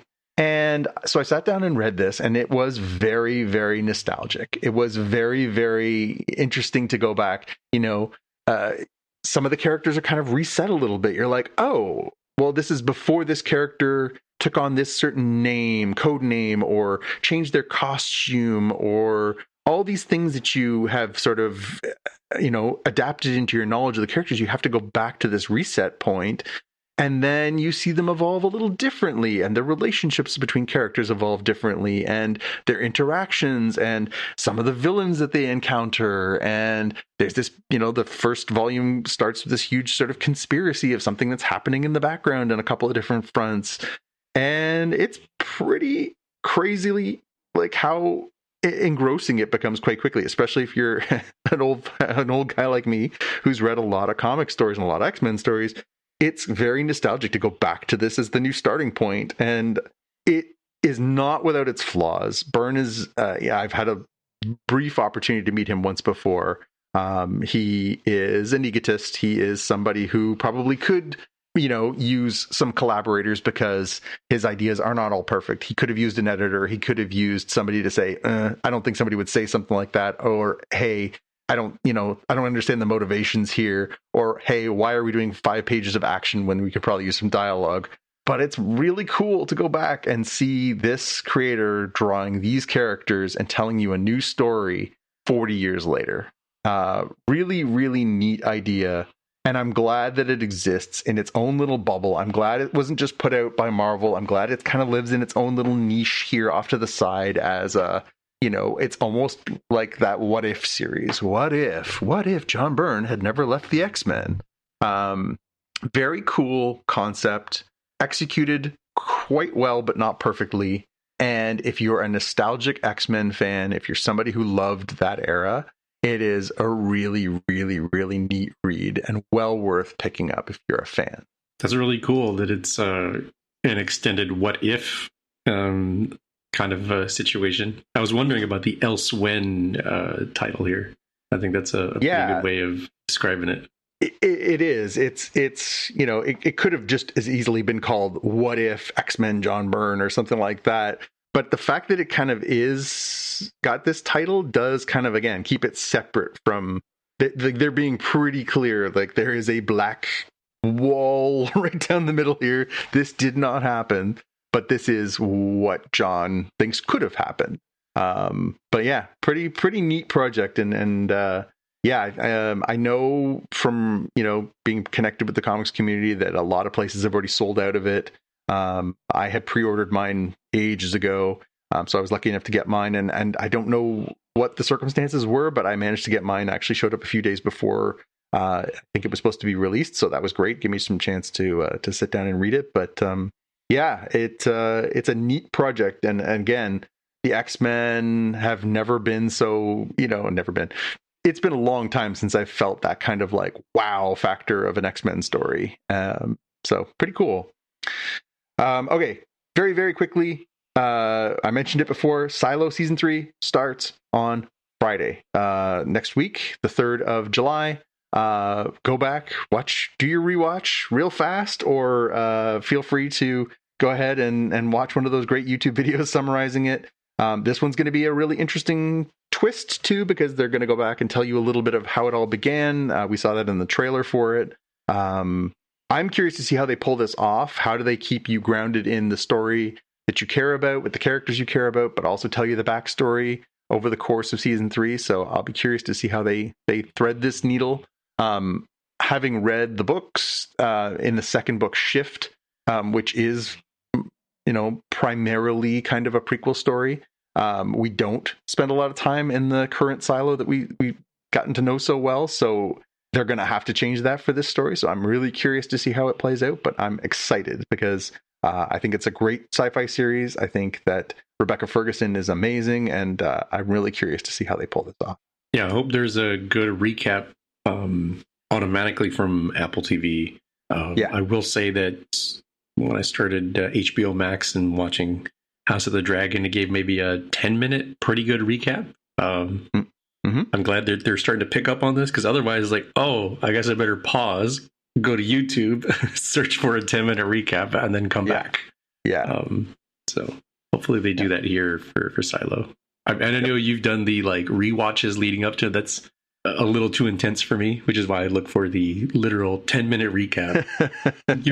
Yes. Not everyone is as committed to the craziness that I am, but even I haven't had a chance to rewatch season 2, and I was like, should I rewatch? And I'm like, I just don't see how I can squeeze that in. So I think I might be just jumping in with I'll need the recap too. So all right, take it away, Jaime.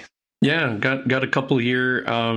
First is the Honest Trailers for Supergirl, the 1984 edition, because the 2026 edition is coming out. And man, it's been a while since I've seen this one. This is one that was like on the VHS tapes that the cousins and I would watch. Of course, the Christopher Reeve Superman as well. And it's like nuttier than I remember. I remember it being, kind of not as good, but like, oh, okay, the girl cousins kind of enjoy it more because they get to see, their own representation. But it's like, dude, this is like somebody was definitely on some sort of psychedelics when they came up with this plot. Well, Hollywood had a lot of cocaine problems in the 80s, just saying. Yeah. And I looked up the Rotten Tomatoes. Apparently, the critics say 19% and the popcorn meter is 26%. So there's not a lot here. I think watching the Honest Trailers is probably the best way to sort of get up to speed of like, what was it like for this kind of thing back in the sort of protozoa era of prehistoric era of superheroes before the modern era. Whatever ends up happening with the new Supergirl movie, I guarantee it's going to be better than this one. Like, that's just lock it in right there. Oh yeah. Yeah, it's not a classic of the superhero genre. It has always been considered on the lower tier, and not one that a lot of people have taken time to revisit, and it's probably for the best. Next up, I actually watched the 8 episodes of Nicolas Cage as Spider Noir. Did you end up getting a chance to watch this one? I have watched the first few, and then I had just too much on my plate, and so said I would come back to it. But I will say I enjoyed the first bit that I watched way more than I thought I would. I was very trepidatious and enjoyed it more than I thought I would. Yeah, I think it was likewise for me. I sort of slacked off on this one. I could have started watching it immediately, and I said, no, I'm gonna watch it on an airplane. No, I ended up not doing that. And then here, when we said, okay, we're going to do a podcast on Thursday, I'm like, I could do a couple episodes a night and catch up. And I did enjoy it. Yeah, it's pretty well rated too, is 91% and 91% on Rotten Tomatoes. I was a little hesitant of like, can I go a full 8 episodes with Nicolas Cage doing his Cagney Bugs Bunny kind of thing, and it actually works canonically in the story. It actually helps the story, if that makes sense. Yeah. It was actually, again, I was really nervous about whether I was going to be able to manage that too. And I found it actually kind of worked. I was surprised. Yeah. And this is another series, just like I mentioned, House of the Dragon, where like, the story writing can give you tension where you can't just guarantee that you're texting or phone calling a person with a phone in their pocket. It's like, you got to use an old-timey phone, and you hope there's somebody who can take a message if they're not there, and you hope that they show up at the right time so you don't end up with the wrong information. Very much noir. I watched it in full black and white. It does give you an option on Prime Video with like a ticking clock. It's sort of weird that they're desperate to get you watching. In my case, it defaulted to black and then had like 10 seconds to decide whether I wanted to go to color. I've seen the, I don't know what to call it. It's almost like the machete order. You watch them obviously 1 through 8, as it's not like a different order. literally, but it's like watch this episode in black and white, then watch these ones in color, then go back to black and white, and then I've seen a few variants of that. I maybe one day we'll rewatch it in one of those orders and see what I think. I kind of wanted to go the full noir style and not go with color. Kind of wanted to see it as an, like as if you were watching something on an old black and white television. How about you? How did you gun this so far? Yeah, honestly, when I sat down to watch it and I made my choice, my first thought was, I wonder how everyone else is going to choose to watch this. Coincidentally, I also chose black and white, particularly because, having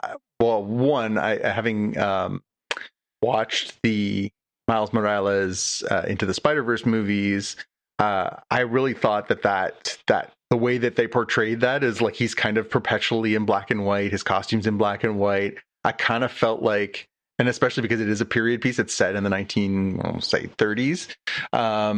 It definitely kind of met that in a way that I looked. I did watch a bit of the sort of teaser that was on Amazon that showed it in color, and I was like, it doesn't work for me. I feel like if I'm gonna enjoy this, I'm gonna need it to be in black and white, and I don't have regrets. Now, I don't have a basis for comparison, but I do think that I find that helps me immerse in that world in a much better way.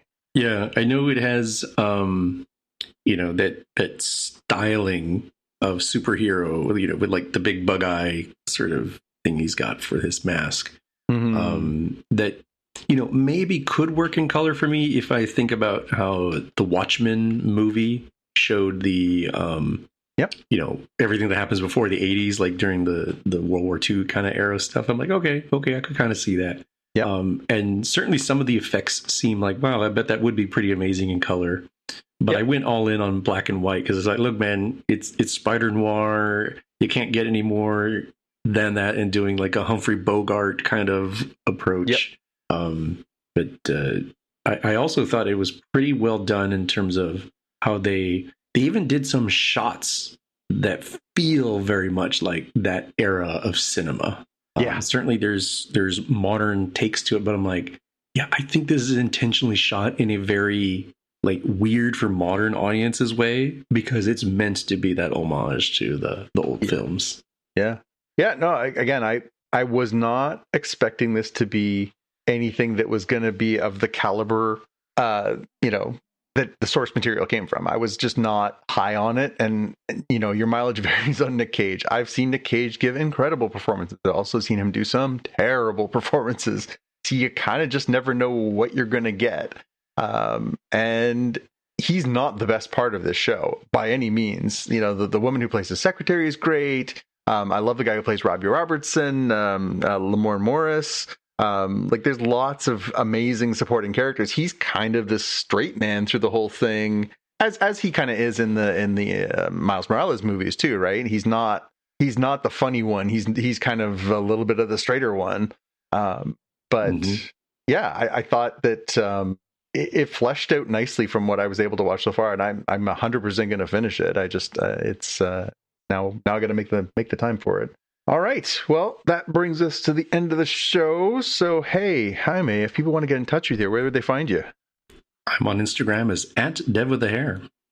All right. And you can find me on the socials. I'm on Instagram as @JPKNews. You can find me there, or you can probably most likely find me on our Slack channel. That's where we go and we have some fun conversations with our fans. We talk about nerdy things. We share funny memes. We like the memes there. So that's going to do it for another week. So, I guess we'll see you in the future. Bye. You've been listening to the Spotcast podcast. If you want to find out more about the podcast or see the episode show notes, visit the Spotcast website at spotcast.com. If you have feedback or questions, you can get in touch with us on the website. If you like the show, please consider recommending us to a friend, writing a review on iTunes, or pledging any amount at patreon.com/spotcast. You can find details on how to help us on our website, spotcast.com/sponsor us. Thanks for listening, and we'll see you in the future.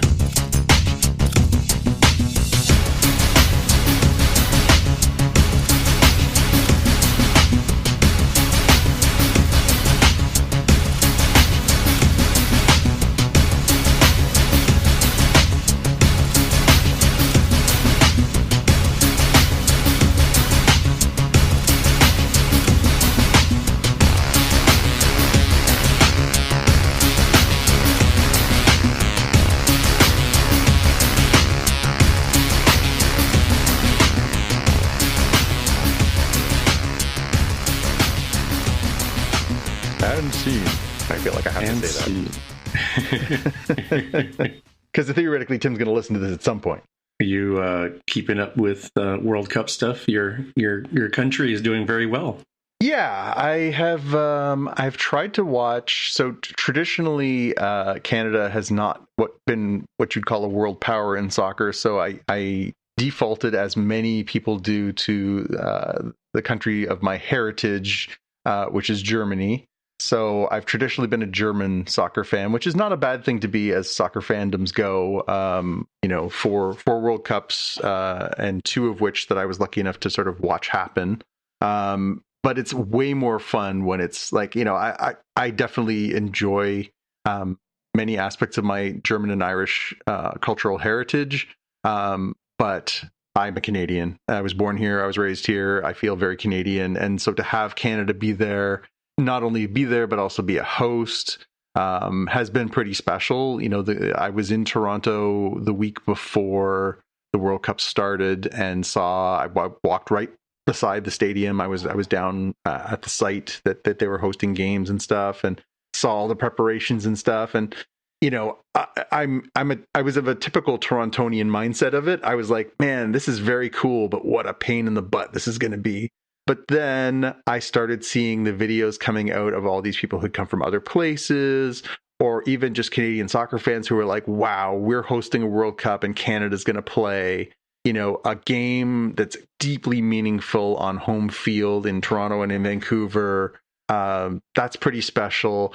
And then to see all the fans from the other countries that were playing in Toronto and their responses to, hey, what a beautiful city. Hey, what an amazing country. The connections have been built. It's another one of those moments where, we're all kind of cynics, right? We're all just kind of jaded, especially by sports and culture and so many of these things. But the number of really sweet, funny, touching moments, the Scots invading Boston, drinking all the beer and putting hats on all the statues and stuff. I watched a great video out of Texas where the Japanese team was playing, and these good old boy Texan guys were taking these Japanese tourists to like the best barbecue spots and like telling them what to order, and like sitting down and making these social videos of like, Toshiro eating his first, beef rib that's the size of him. And, just all these really nice moments that make you say, you know what?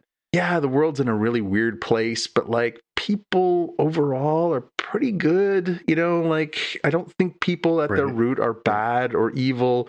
And it is things like this, as loath as I am to say it, given that FIFA is one of the worst and most corrupt places in the world.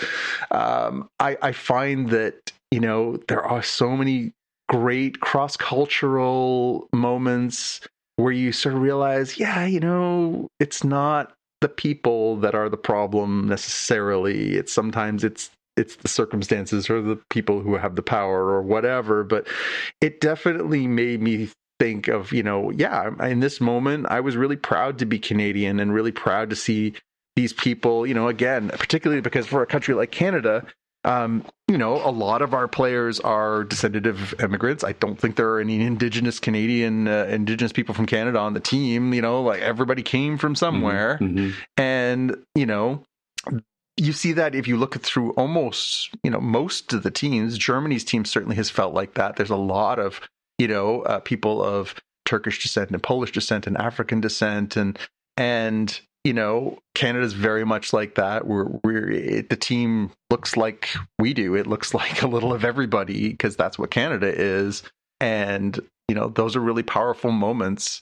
I was very happy to see that the rankings came out of, which cities have really sort of risen above. And the order was Vancouver, Seattle, and Toronto were the 3 cities that got highlighted as like the most amazing. Like people felt like those were really the ones that sort of rose above as host cities so far. Now it makes sense. Vancouver and Seattle are 2 of the most beautiful cities in North America. So sure, that checks out. But was definitely very, very, very proud of Toronto for showing out. I saw, some highlights from some of the the Panamanian fans that were going crazy there and so proud, and just how they were embraced by the city. When Ghana was playing there the other day, the fans were going crazy, and like the local people who were just there to see a World Cup soccer match were like, these guys are great, and they got on their side, and they ended up having this huge win, and it just such great moments, right? Yeah, it's been pretty fascinating to see all of that go well. It is kind of nice, with all the turmoil going on in the world, to be able to bring a whole bunch of people together and not have chaos, and have it be a really good, fun cultural exchange. I want to say it's Norway that does like the rowboat kind of stuff. Oh yeah, yeah. That's kind of a fun thing to see. People continuously amazed that like the Japanese fans have the little blue bags that are for taking their trash out of the stadium, so they don't leave it trashed. It's pretty fun. And my team, USA, we've basically got Russell Crowe as our head coach. That was a real discussion in my household. We were like, wait, is that Russell Crowe? I was like, it can't be. But, the light hits him a certain way. And synthesizing what people put together online, there's some people who are like, hey, that's kind of weird that they have like the quote unquote water breaks, the hydration breaks halfway through the halves. And people say, well, look, this is the first time that Team USA has ever advanced to the next stage after the first two games. And it feels like as soon as we turn soccer into 4 quarters, we're like, I got this, bro. I understand this game. Yeah. Yeah, and it's been an impressive start. I mean, I think USA is playing as we speak right now. They're playing their final group stage match, but they've been really impressive so far too, and I think that's definitely helped. Gets a lot of eyes and attention on what's happening, because so much of the tournament's happening in the States. So it's been pretty interesting. I will be very curious to see how the rest of this plays out. So the one thing that's really weird is just they expanded the field so much this year. So there's 48 teams, and then now we're going to the round of 32 next, and it's so much to keep track of. There's so many games. Like today, like there were 6 games. Like it's almost like drinking from the fire hose. You're like, okay, I want to watch the match. Oh, there's so many matches happening simultaneously, and how do I keep track of all this? And so that'll be the sort of next thing is just can you ease it back a little bit for the playoff rounds? So that's kind of nice that starting next week we'll hopefully not feel like we have to have the TV on 24/7 just to keep up.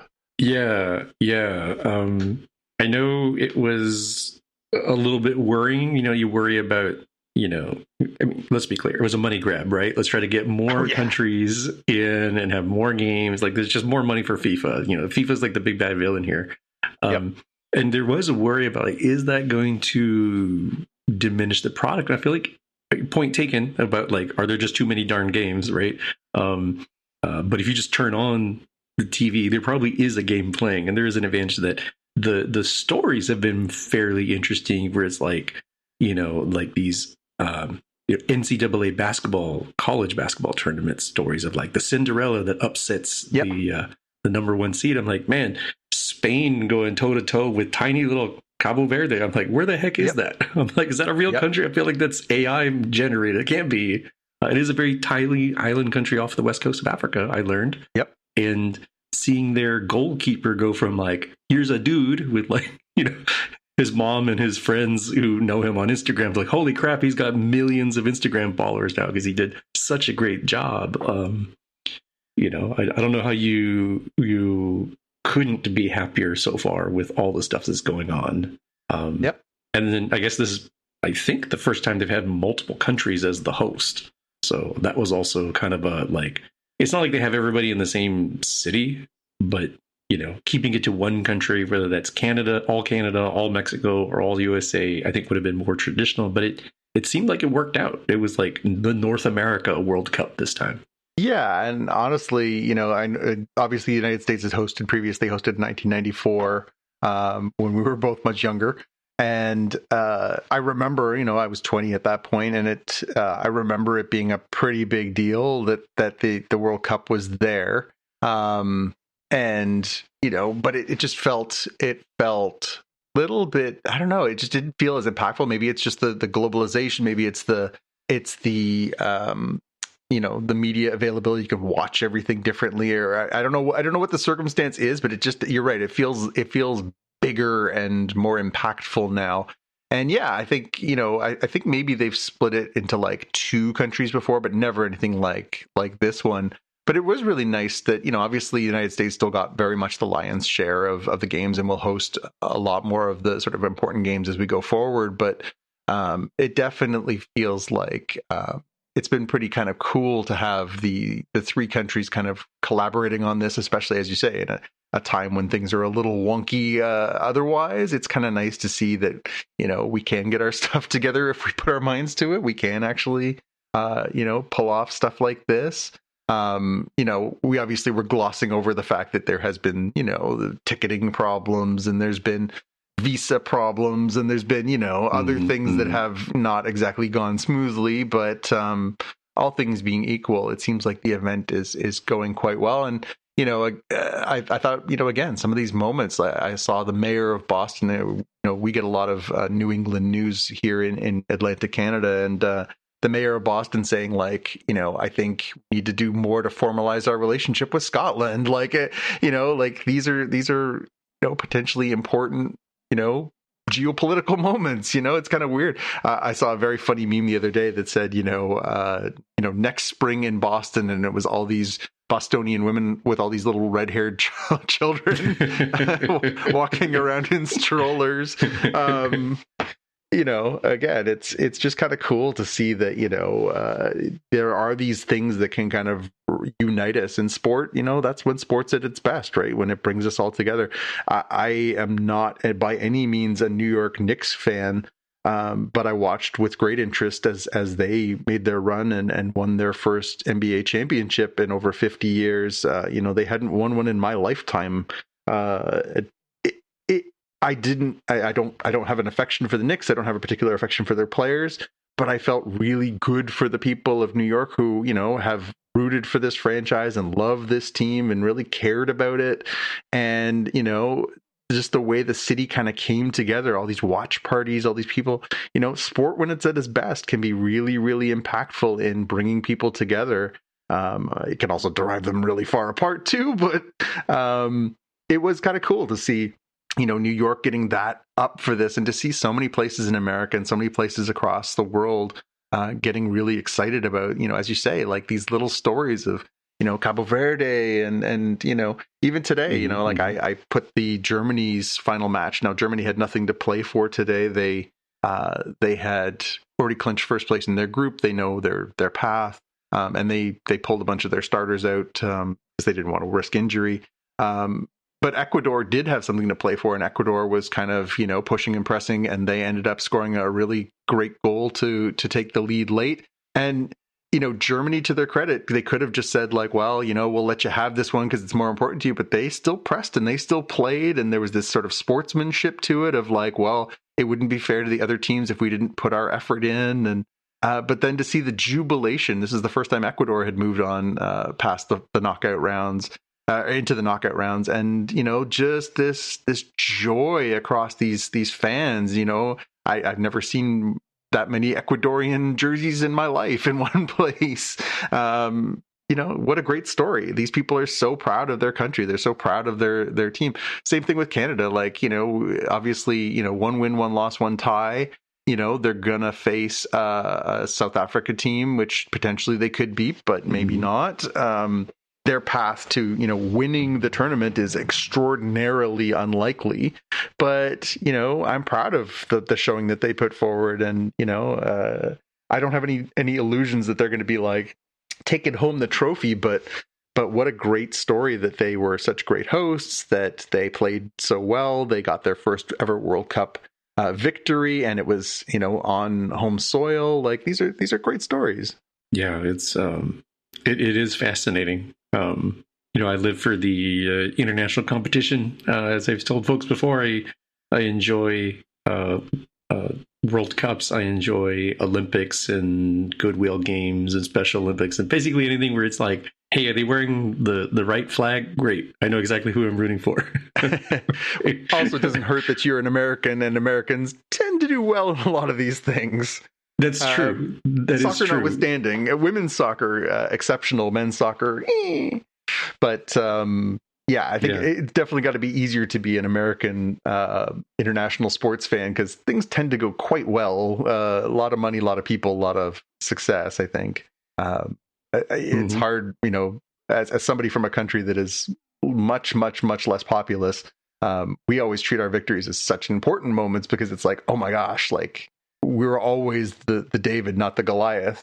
Although you can make the argument in men's hockey, that's what Canada has been for so long. Again, I know that when the Americans won the Olympic gold medal in hockey, men's hockey this year, that was a huge moment for American hockey because they slew the Goliath of Canada's men's hockey program.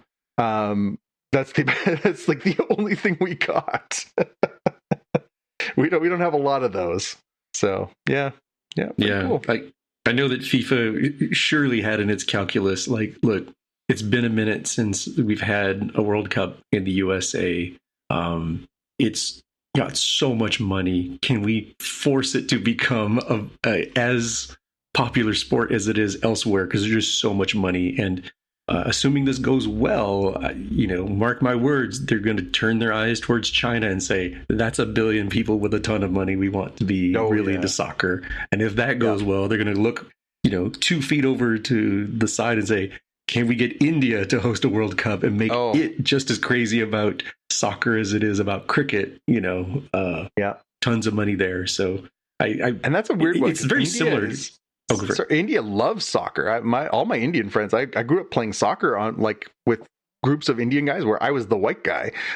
They love soccer. They just cannot seem to stop tripping over their own feet when it comes to international soccer. Yeah, there's so much money in this stuff. It's why the very American NFL is just like trying to shove American football into Europe as best it can with all sorts of games. Like every week for 8 weeks, they have some international game over in Europe. So, and they're trying to do the same in Central and South America. So, just to put a pin in it, I guess if we can make the league ownership or commissionership themselves the villain and then keep each other as well respecting each other, then I think that's a pretty solid approach. We need to have an enemy of some sort. It's kind of better if it's the rich people that are the problem and not like the people of the fertile ground of the earth. Yeah, that seems like an excellent strategy. Yeah, I like that. All right, my friend, it is very late here on the Atlantic coast. I'm going to call it a night, but excellent catching up with you as always. Looking forward to the two of us tackling this. We can decide if we want to bring any guest hosts along the way. If you have any ideas, let me know. We can see if that works for us, or we can kind of put our noses down and go through this. Okay. Sounds good. All right, bud. All right. I'll talk to you next week. Talk to you later. All right. See ya. See ya. Bye.